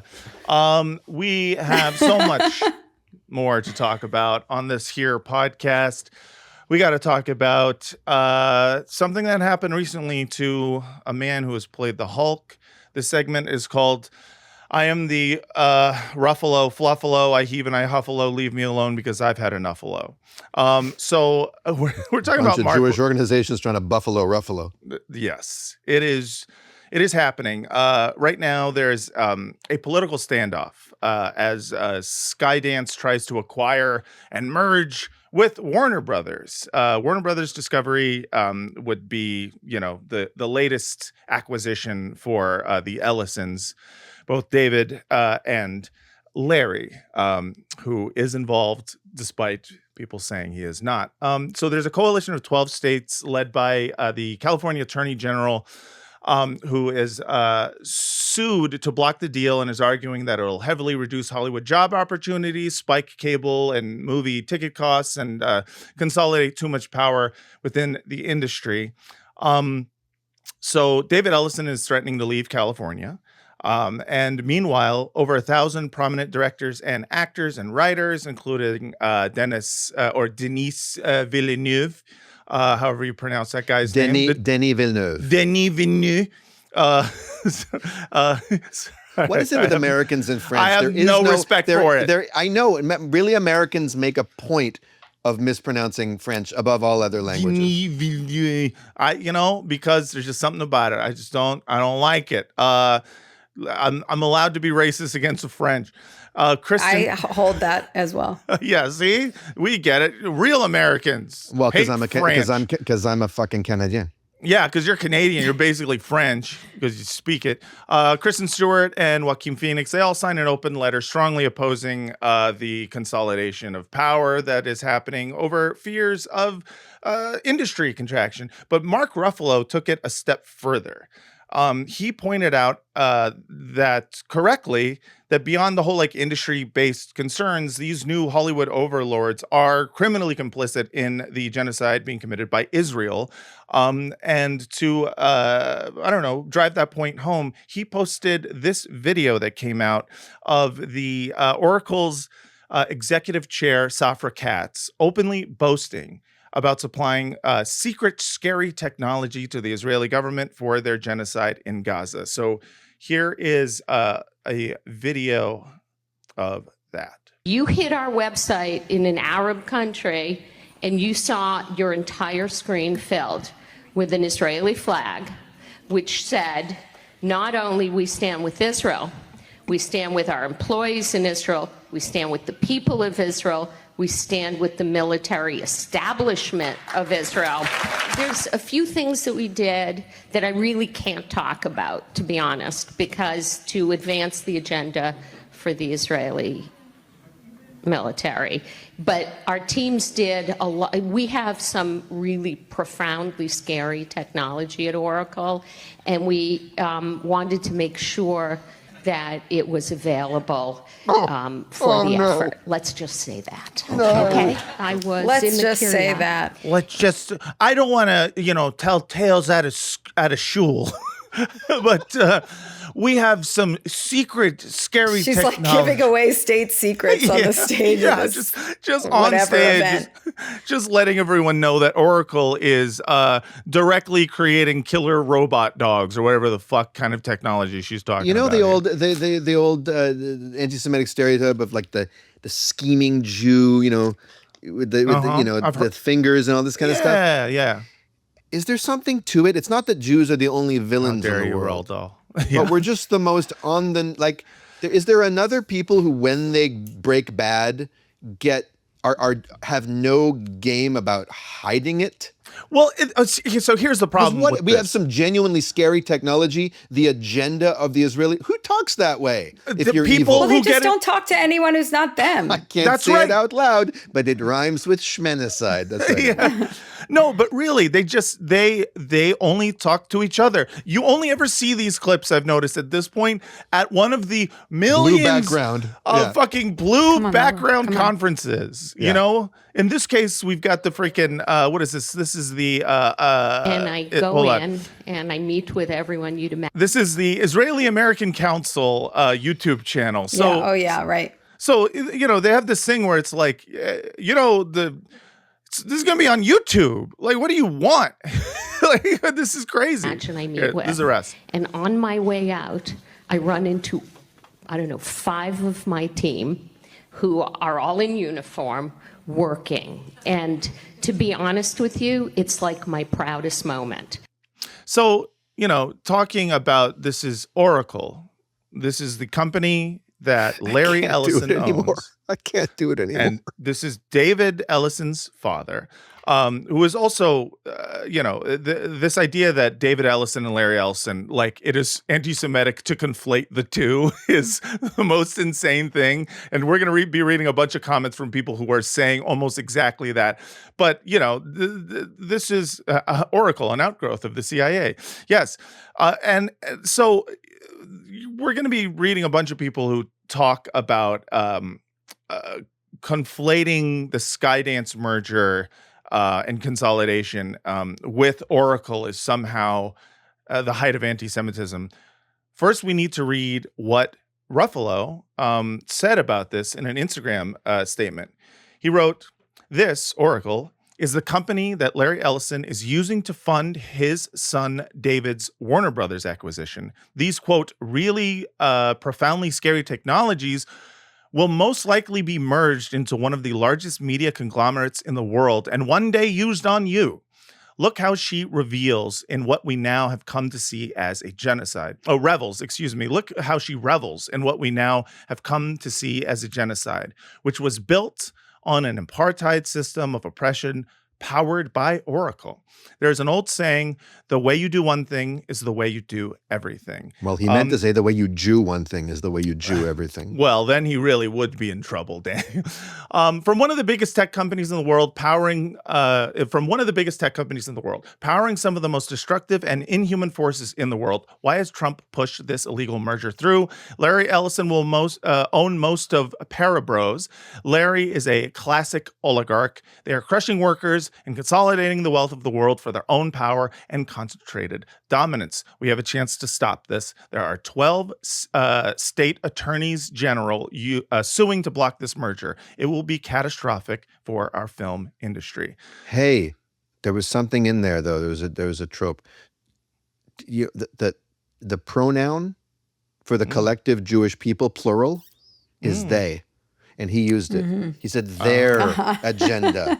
That's how we identify collectively. Yo. Multiple of us. It's us. It's they, we, us, them. They is the collective Jewish pronoun. If you use it, you're doing anti-Semitism. Damn. Yeah. Who was that? Who was it a while ago who said, like, actually, like, if you are against capitalism, you are anti-Semitic? Yes. Who was that? I can't even remember. I forget who said it, but it is, there's... Like Ina Vernikov, or like, it was like one of like the like New York State reps or something. I can't remember exactly who, but that I'm getting like big those vibes right now. Yes, I mean they will say as much in some of the outcry against this, because the Wrap reported a spokesperson for Paramount commenting on this, and he was immediately. Ruffalo was called anti-Semitic for this post, and Paramount spokesperson definitely chose his AI prompt, words carefully. And here is that statement. A Paramount spokesperson responded to the actor's remarks in an exclusive statement to the Wrap, saying that his scorched earth Instagram post was anti-Semitic and a bridge too far. Quote, we are, as always, troubled when anti-Semitic tropes are invoked in purported service of a business dispute. Words like genocide and apartheid applied to a corporate transaction aren't just wrong, ... They're a bridge too far, and they cheapen the very real suffering those words are meant to describe, the statement read. This doesn't deserve a response in kind, ... And to be clear, we don't tolerate prejudice of any kind against anyone. Israel Katz, Israel's defense minister, went on to announce plans to bomb that bridge. The bridge too far is housing terrorist tropes. We will be bombing it. We love to burn bridges too far. So, first and foremost, it isn't just this, it's that is classic AI. So I love that Paramount spokesperson was just like, oh, I don't want a spokes today. Claude, can you honestly, like I feel him. Yeah, I know. Sometimes I'm like, I would like to outsource this podcast to Chat GPT. Because how many times do I have to say the same thing about how these many guys? times? It's like the same goddamn statements over and over again. But yeah, they openly are calling him anti-Semitic, and this includes, Jonathan Greenblatt also called him. The crazy thing there, but before you go to him, applying the words genocide and apartheid to a corporate transaction. Like, just unpack that for a second. First of all, it's not just any corporate transaction. It's not just, it's not like, hey, advance us a little bit of money and we'll pay you back in the next quarter or whatever the fuck corporations transact. It's a major media merger that will completely and further alter the landscape of global news, media, entertainment, everything, and directly affect the lives of millions, if not billions of people, right? And it has a military not to mention, I'm getting to that, yeah. right? The military technology, it's tied to it, right? And he didn't say this corporate transaction is genocide. He said the people doing it are implicated in genocide. Yeah, the people funding it. Yeah, I'm sorry. The limited liability that incorporating gives you the idea doesn't include people not pointing to the other things you do. Yeah, that's right. You can't call me names. I'm an LLC. I'm not some fucking S corp that you could smear publicly. Yeah. No. Yeah, it is. It's for me, I'm reading it going, this is a very carefully worded statement about the ties between Oracle, the very public ties between Oracle and the Israeli government, and between Oracle's Larry Ellison and his son David Ellison, and the way in which David Ellison's entire media venture has been funded by, of course, his fucking billionaire father. Like, are we how kidding? They've spoken openly about the reason for existence. Yes, you know, their raison de corporation. How Larry Ellison is one of the biggest donors to Friends of the IDF. That's right. Like private donors that exist. Yes. And how they've been making a ton of post-October 7th propaganda, basically. Yes. Sherry Redstone and the Ellisons have been very close in that project, you know? Yeah, more for a circle. And you can see it coming, right? Barry Weiss is going to be the president of Paramount. And 30 years from now, she'll be sitting by her pool narrating the audiobook to The Yid Stays in the Picture. That is a great Robert Evans reference. The kid stays in the picture, but he said Daniel, 10 out of 10. That's the joke. I haven't given you a 10 out of 10 in a while, but I loved that one. Thanks, man. Yeah, so Mark Ruffalo was torn apart, not just by, of course, a spokesperson using ChatGPT in a public statement in the entertainment press, but also by the Hezbollah. Here is Jonathan Greenblatt, head of the ADL, writes, the posts by Mark Ruffalo over the past 48 hours are cynical and sickening. Oppose the Paramount merger on the merits. Find, not the Likud, find arguments grounded in fact and draw on what you know about the industry without engaging in anti-Semitic rhetoric. That's exactly what he's doing, asshole. Yes, you just literally named the thing he did. Introducing the Jewish state out of the blue when it's entirely unrelated. Okay, excuse me. I feel much better. Yes. Sometimes you just gotta let it out when it's entirely unrelated, making baseless claims about Israel, and then trying to avoid accountability by essentially claiming that some of my best friends are Jewish is gaslighting 101. Mark Ruffalo, your acting might be convincing on screen, but careless and hateful words like yours continue to put Jewish communities around the world at risk, while anti-Semitic incidents are far too common. I for one, am afraid. Yeah, no, I mean, listen, I'm terrified. I've never been more afraid in my life of anti-Semitism is going Hulk mode. Can I actually try something out on you guys? Please. Like, what if we just we actually just ignored Jonathan Greenblatt? Like, what if we were just like, I don't know. It's like everyone hates him, like on all sides of this, like literally the right, the left, the center, everyone hates him. No one thinks that he's like a fail son. Nobody thinks he's doing a good job. What if we all just collectively were like, we're just not going to ever talk about. We're just going to pretend he does not exist. Why are you trying to shut down our podcast, Arielle? That's right. Listen, it's my magazine too. That's true. Okay, that's fair enough. Yeah, it's my magazine too. And technically we report the news. So we have to, but I'm just saying, what if we were like, he's not newsworthy? Like, what if we literally were just if we just scrubbed him from the record? Honestly, I agree. Jonathan Greenblatt should not be normalized and doesn't have the right to exist. So I'm with you there. It's not call out culture. It's blot out culture. It's tune out culture. That's what we need. We need I'm just saying there's an argument to be made that he's actually not relevant anymore.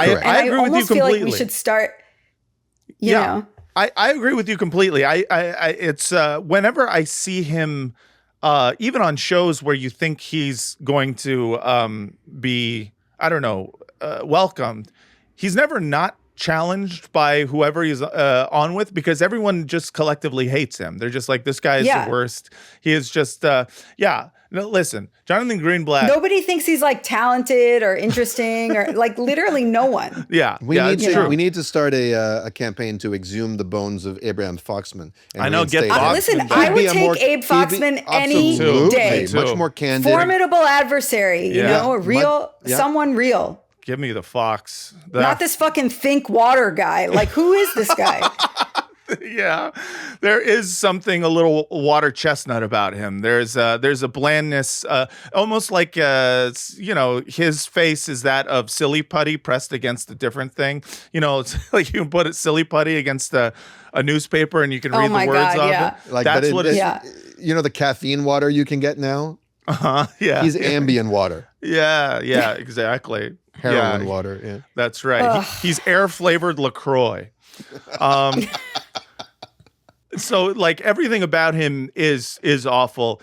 It's always the power that he wields over this, institution, the ADL. It's like he floats off the name, but he's not the only one who went after him. First, let me read you a little bit of Mark Ruffalo's post. Mark Ruffalo responded to these attacks against him, saying, "The accusation that I am anti-Semitic is appalling and fundamentally dishonest. Criticizing the actions of the Israeli prime minister, a military technology contract, or the executives who supply it is not the same as criticizing Jewish people. This critical and necessary dialogue is then dishonestly framed as being anti-Israel. To be clear, my views come from my own political convictions and should never be interpreted as hostility towards Jewish people, for whom I have deep love and respect. Everything I know about acting, activism, and humanism has been profoundly shaped by the Jewish friends, colleagues, and loved ones who have been integral and family throughout every point of my life." So he was ripped apart for saying basically, Jewish I friends. have Jewish friends. Jesper Or you're Nathaniel, saying we Listen, run he is in Hollywood. we run the acting, activism, and humanism shaping industry? That's is that what right. you're saying? yeah, that's right. We're the puppets controlling the Tikkun Olam industry. But yeah, Jasper Nathaniel pointed out, in a response to Jonathan Greenblatt's statement, introducing the Jewish state out of the blue when it's entirely unrelated to the Paramount Skydance merger is sickening. And then he shows these images. One is David Ellison Skydance, the official David Ellison account on Instagram, writing, Skydance stands with Israel, strongly condemns the attacks against its citizens, and is donating support to the victims of this tragic act of terrorism, and prays for the safe release of the innocent hostages. I stand with Israel. We will Skydance again. Well, straight up, he wrote, Hamas is ISIS. They do not want a two-state solution. They want a final solution. The atrocities committed by Hamas on October 7th are not complicated. This is a barbaric evil, plain and simple. More Jews were murdered on this day, blah, blah, blah. So all of the, all of the Hezbollah talking points that happened immediately after October 7th. Finally, I want to point out Jonah Platt's response to this. My favorite boy. Jonah Platt wrote, quote, I'm not anti-Jew. The majority of Jewish people and institutions tell me I am and explain precisely how my words and actions constitute obvious hate towards them. But since they're Jews, who I don't hate, they're wrong. And I, the guy who definitely doesn't hate Jews, is right. Hey, Evan Hansen, come get your brother. I know, man. This fucking Get your guy. boy. He's out of pocket. Jonah Platt always out here. I mean, poor guy. He can't get a podcast guest to save his life. What are you going to do? The only, he's just getting Tishby over and over. I mean, he used to want to be an actor, so this is the only way he can get real attention. Well, and also he has to deal with, being less talented than his more talented brother, less successful than his extremely successful Hollywood producer father. I mean, it's tough out there. I understand why people start podcasts, Jonah. You know what? They need a play about this. Yes. Ooh. The Platts. They need a play. My idiot son. This is a play. Yeah. My idiot son. Yeah. My idiot son by, whatever Jonah Platt's dad's name is. Something Platt. Mark, I believe. Deplatformed. Yes. Deplatformed. Very good. And finally, I just want to play a little bit of Noah Tishby's reaction to this, just because it's a hard watch, because any Tishby is a hard watch. So everyone just prepare yourself mentally. Mark Ruffalo is not anti-Semitic. Or at least he doesn't think that he is. Let me tell you what happened. This week, Mark went after David Allison and oddly also his father, Larry Allison. Oddly. Isn't that weird, guys? Where'd that come from? So weird. I don't even know. The Paramount Warner Brothers merger. He called Larry, who isn't even a part of the deal at all, a classic oligarch. And then he went on. Excuse me, did she just say oligarch? She did. Did she put the "ch" on oligarch? She did. I'll bet that's a tick. did. I bet she can't not. She's like Data from Star Trek Next Generation, who can't do contractions. Like she can't read CH I love as a that. K.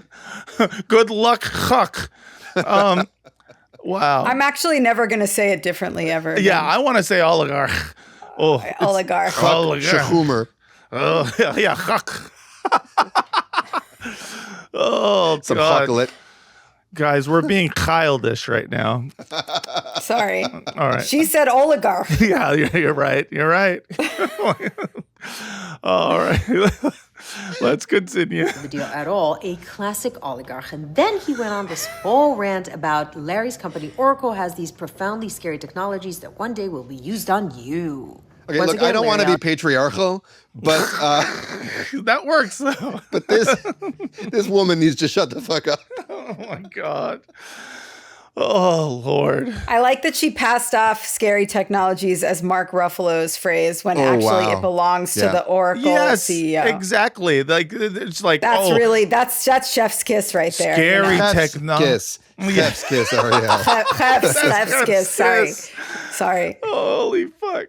Allison is not his son, and Oracle, not a part of the deal at all. Did you say Larry Ellison is not his? Wait, is not his son? He's saying Larry Ellison is not his son. Like okay. Larry Ellison. I am not is my father. son. I am not my son. That's what it Wait, is. I actually just missed that. Is that what she said? Yeah, she's saying Larry Ellison is not Equivalent David to. Ellison. Yes, exactly. Oh, I see. Sorry. Yeah. I get it. No, but I watched it too, and I was just like, I'm having a stroke. Once again, Larry Ellison is not his son, and Oracle not a part of the deal at all. In response, Paramount Not true. I'm sorry, but like pretending as if these are two totally separate sources of money, pretending that the Larry and David are not just related, but also share bank accounts. Like you got to be fucking kidding me. Financing backed with Oracle equity is exactly right. So pretending it's not is just, I mean, it's ridiculous. issued a statement saying that they're troubled to see anti-Semitic tropes invoked in a business dispute. But Oh, so that's an important part to note too. She also denies the statement itself. once again, Larry Ellison is not his son, and Oracle not a part of the deal at all. In response, Paramount issued a statement saying that they're troubled to see anti-Semitic tropes invoked in a business dispute. But Mark doubled down. He put out a whole statement telling us that some of his friends, his best friends, in fact, are actually Jewish. Mark, that is not a defense. Nobody has called you an anti-Semite. Paramount said that you're invoking anti-Semitic tropes, and the fact that you Nobody. The weirdest part is you just did. The beginning of the video is saying that he is anti-Semitic, but he doesn't think he is. see that? That's exactly the problem. That's Israeli You see, you don't prison have- guard bullshit. Like, well, nobody's calling you a terrorist. Yeah. Why are you denying it? Yeah, straight up. I mean,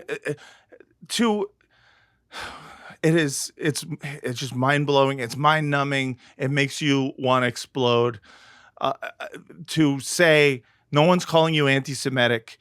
These people didn't call you anti-Semitic when the article itself, the rap, in discussing the statement, said Mark Ruffalo was, quote, anti-Semitic, according to the statement. It's just everyone knows to interpret you are doing anti-Semitism as you are anti-Semitic. Stop pretending as if those are distinct things. And then you're going to immediately go on and call him anti-Semitic in the next sentence. to hate Watch. Jewish individuals in order to promote dangerous, age-old anti-Semitic tropes about the Jews. Things like Jewish billionaires, Israel, shadowy technology, secret control over the world's biggest media companies, insinuations about oversized No, it's not shadowy Jewish technology. power, It's money, scary technology. Yeah. and general bloodthirstiness. Sometimes anti-Semitism is like water to a fish, so actually, I believe you. I do. I think that you're not anti-Semitic. It just subconsciously makes sense to you. All of it. The genocide lie, the father and son This connections. is the new this thing, the oversized genocide lie. Have you guys have been tracking this? I just have started becoming aware of the genocide, quote, genocide lie. This like went out in the like memo, you know, everybody got that memo now. So now it's the genocide lie. Genocide lie. Ugh. Yeah, that's the phrase. I can already see the fucking book cover. power. Yeah, and just it's like that, rough. poof, just like that. You're entangled in the exact same anti-Semitic tropes of the last thousands of years. But no one And called don't you an even anti-Semite. see it. Entangled. It's your subconscious biases against Jews. It's the subconscious actual belief that Jews are just too powerful. So she is doing this song and dance about he is now anti-Semitic because he was defending himself against being called anti-Semitic, which she's reading as like, whoa. Hey, who said anything about anti-Semitic? We said you said some things that were anti-Semitic. You're entangled. You're fully entangled Yes. in anti-Semitic tropes. That's you are got caught only- in that net. Rapunzel The only style. thing that's true about that is you should never defend yourself against. Like, ultimately, I'm not saying Totally. you shouldn't, but the minute it's interesting to see Norman Finkelstein sitting down with Jeremy Corbyn the other day, because Norm, I haven't watched it, but I wonder if Norm said to him in person what he's always said is that Corbyn fucked up by apologizing and kowtowing and bowing to it and denying it. The minute you deny it, you're playing into their game. Right. But- I mean, it's and the you get unfortunate- entangled. You do get entangled in it. The minute you start even denying it, because then you're going to be bound to saying, or like Abdul al-Sayed just did by disclaiming something Hassan Piker said, right? The minute you try to meet them in the middle, there is no middle. It's stuck between a rock and a hard place for most public figures is the thing, because he to not respond, I think it's certainly my reaction to this stuff, because I'm like, I don't need to put out a fucking public statement for every time I make fun of Israelis that I'm not anti-Semitic, but these public figures, they live in a reality in which, like, the media is going to paint them over and over again as an anti-Semite, and them, needing to respond to it. I mean, you've seen that with the Hassan Piker thing is fascinating, because it doesn't matter how many times you can contextualize whatever statement about, America deserved 9/11. You're still going to get asked by every single journalist that you are talking to about that statement. Because it doesn't matter that you already contextualized it and talked about it and even apologized for it. You are now once again made to apologize for it. So I think he did have to say something, but I just, the thing that I object to, and also like I'm like kind of on the fence about the Corbyn thing. Like, I actually think there was a way of being able to handle that, like, early on, that didn't cede too much ground, but actually just recognized like British society as an anti-Semitic European society, and like just recognized that it existed across the spectrum and then moved on, like I think like some of the way that it was not acknowledged was also toxic, and some of the way that it was acknowledged was toxic. There was kind of like a sweet spot, and I don't think he had good enough advisors, but whatever, that's my hot take. But in this case, it's the Jewish friends thing is kind of like, you don't need to do that. Like, you don't need to do that. Like stick to your guns. Like, you said what you said. Like further illuminate the nuances of what you said, but stay on point. Stay on or message. don't, or just do this. That's not what I said. Mm-hmm. That's not what I said. Anyone can go back and look at what I said and fact check it. It has nothing to do with Jews. Shut the fuck up. Right. Miss me with this tropes bullshit where you can read into words like oligarch and decide, oh, you're talking about Jews, where you can read into the pronoun they and think, oh, you're talking about Jews. Where you can Again, act who like is the one nepotism is a connecting Jewish Jews thing. to Right. Yeah, or who's the one connecting Jews with capitalism? Yeah. And Right. with oligarchs, like now they are, Right. Yeah. Like, stop doing that. Yes, exactly. But they know this. They don't care. I will say Mark Ruffalo is one of those people who gets smeared a lot in the Hezbollah press for his solidarity with Palestinians, for his statements against Israel. And sometimes when he backtracks and apologizes for it, he will get shit from pro-Palestine people. In general, my thoughts are this. Mark, keep on keeping on. I know you watch this podcast. I don't know for a fact, but I mean, come on. What else is there? And you are doing great work. Keep fighting the good fight. And And come also, on the show and let us praise you in person. Yeah, come on the show. By the way, what the quite hell? seriously, You go on he goes on to Teo. He won't go on this show. That's some bullshit. Exactly. You know? What's you have Maddie got that 24 we don't hours. got?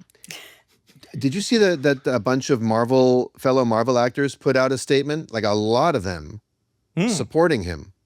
Oh, I thank think God. this was real, like including Benedict Cumberbatch and Ian McKellen, and a lot of of course, who didn't was Robert Downey Jr., Gwyneth Paltrow. Like his fellow Avengers didn't come to avenge, But there were a lot who did.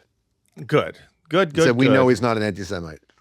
Right. Well, did you guys see Gwyneth Paltrow's amazing commercial for Yes, television? for real Oh, estate. yeah. Yeah, we covered it. Yeah, And very then she much. recently held an AI, like a Sam Altman fundraiser or information session in the Hamptons about the miracles of AI. She's She's killing super it. cool. Yeah. She's really cool. I love Goop. I got my vaginal candle right here. I got my jade egg, and you know what? It's really doing wonders for my yoni. Sorry, everyone. So lastly, we have one more piece of Hasbara. Daniel, I have not seen this video. Yeah. You sent it to me. Yeah. Can you tell me a little bit about this? Well, we've been It's talking great. on the show about. Do you know what we're talking about? Have you seen this? Yes. Yeah. So we've been talking on the show about the advent of, there's woke 1, woke 2 bullshit. There's Hasbara right. 2.0 that's now in its new phase, which is trying to just be a little more sanitized, a little hipper, a little more down to earth, and less, because everyone knows that Hasbara has gone bad. It's broken bad, and that's why we have a show. That's right. But this is like what we're about to see feels like Hasbara 2.5 to me, Ooh. or maybe like 3.0. It's signaling a new thing, Yeah. which is, well, let's just watch it and you tell me what you think. Okay. This is an Israeli American woman sipping, for those who aren't watching or just listening, sipping a big old Starbucks iced drink, and just hanging and relating and offering a take. I love to be relaxed and chill. Let's do it. Yeah. Hey, Jewish community, I'm about to say something really controversial, so if this gets you upset, apologize in advance. I think we as a collective, we as a community, we need to stop talking about Zohar Mamdani. I'm going to be so real. I'm going to be so for real, because I understand that he hates Israel. I understand he wants to arrest Bibi Netanyahu, but Bibi Netanyahu, comparing him to Ayatollah Khomeini, it's a little much. It's a little dramatic. He's a mayor. Sometimes when we ascribe importance to someone that's not that important, we make them more important with our words. It's almost like Jonathan our words, Greenblatt. It's my Jonathan Greenblatt. Yeah. That's true. Me and her, man. Yeah. When you're right, you're right. You're right. That's Well, right. sometimes when your exes on the internet, like, if you keep talking about them, you're never going to forget them, and they're actually irrelevant. And if you keep talking... I love this. Mamdani's just like that anti-Semitic ex you had who's still on there, and you're still vague booking about them. And you should Girl. just like... Yeah, it's Girl, like, you're better than this. yeah, you can get over this. Find a new about man. them, you make them more relevant. And sometimes it feels like the obsession with Mamdani, and sometimes it's warranted, like the rest video was freaking insane. Like the chill vibes, the chill girl vibes are just a little, she's not quite nailing the chill cadence. Well, look at the eyes here. Yeah. This That's is not chill. Those are not chill eyes. This is the Israeli version of chill vibes. Feels less like it's hatred of Mamdani and more that it's just Islamophobia. Like, if I'm just gonna be dropping sure. bars. like, some of y'all have never been on a college campus, and you don't realize that the entire world kind of hates Israel. And he's a Muslim millennial. Like, he's just a millennial. Like, I was in Well, he's just a millennial. You just said he was a Muslim millennial. Seems like you're being very specific about that. But New York okay. City the other week, and I thought it was really... What? She loves New York City. She stood It in was line for definitely a not a war cronut. zone. Okay. My nervous system has never felt that regulated. All my years in Israel. Please don't kill me. Listen, I stand a queen. I love her. Yeah. Hey, you know what? She's making some She's got points. She's got points, Here's the funny thing about this is she concedes to we all know that Mamdani hates Israel. She concedes to that, almost like, yes, everything you're saying about Mamdani is right. He is an anti-Semite. He hates Israel. He wants to free the Palestinians to do crimes against humanity against us. But also, maybe we could focus on something else for a bit. And I'm like, honestly, strategically valid. Exactly. Valid. And Yeah, that's I'm and, with and it. that's why I'm calling it Hasbara 2.5, because what it is basically saying, and it's got something very Israeli about it. Israelis are not, most of them, fundamentally hateful. They're fundamentally indifferent. They're callous, and they're aloof, and they couldn't care less. Lo ichpat li.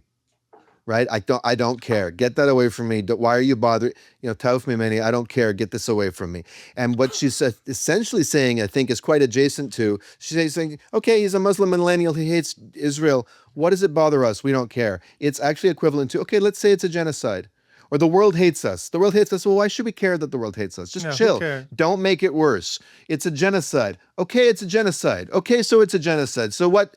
You know what I'm saying, Arielle? Do you recognize this trait in No, Israeli I totally society? recognize it. And so Israeli Zoomers. Well, I mean, I also think I also think what she's saying is like, I just went to New York and it was chill. Like I had a good time. Like I just hung out with my friends and none of this affected me. And like, I mean, it's crazy. Like you do go into certain spaces when you leave New York City and people are just like, oh, you're in New York City with that Mamdani? Are you experiencing anti-Semitism? Like it's like, no, but that's real. Like that's happening in a lot of the communities that this woman is in, you know? And she's like, I just went to New York City and like had brunch and like made out with a guy at a club. Like, no, actually. Right. You know? And she's saying you're making us look bad by being histrionic about it. Totally. So why don't you just chill out? We're actually fine. And that to me is a very interesting new line of... I'm with it. I'm not even sure it's Hasbara. I'm not even kidding. I'm against like, it. I think it augurs a new kind of Hasbara is what I'm saying. I'm against it because it is a direct attack on this show. If they're too chill, then what do we do? You know, like that's what you got to meet their chill. What makes this show work is the fact that they're not chill. The fact that they do openly want to drone strike Miss Rachel. It's pronounced Chil. They're not being Zionists Chil. have no Chil. They have no Chil. If she wants to import Chil into Zionism, we're fucked. Yeah, that's true. I don't want Hasbara to change. Okay? Never change. I want never change Hasbara because I need you exactly the way you are. Because without it, what even is this podcast? You know what I mean? You know what I'm saying? But also, everyone needs to chill. I think that's been a podcast. What do you guys think? Yeah, absolutely. We did it. You know. Arielle Angel, thank you so much for coming on Bad Hasbara. Thank you guys for having me. Former editor in chief. Yeah, yes. Oh my God, were you saving that one? No, it just came to me. It just came. Where can people find you, follow you, anything to plug? I would just say subscribe to Jewish Currents, jewishcurrents.org. And, if you're a podcast listener, you can definitely find On the Nose. I host that every week. I think our last episode was Kianga Yamada Jones and Alex Kane talking about the idea that Black voters hate Gaza and socialism, which is not true. Mm-hmm. So check that out. Yeah. And, or actually the last one was on Birthright, but the one before that. Yeah, well, it's a great podcast and it's a great magazine. We're going to have links in the description for people to subscribe and people to follow and all of that stuff. Again, Arielle, thank you. It was a pleasure speaking with you. Thank you, guys. And thanks to everyone out there for listening / watching another episode of Bad Hasbara, the world's most moral podcast. Patreon.com / Bad Hasbara, badhasbara@gmail.com for all your questions, comments, and concerns. All right, everyone. Thanks again so much for listening. And until next time, from the river to the sea. Don't who's Jew hate, who's oligarchy. Oh, man. Oh, no. We did it. Jumping jacks was us. Push-ups was us. Krav Maga us.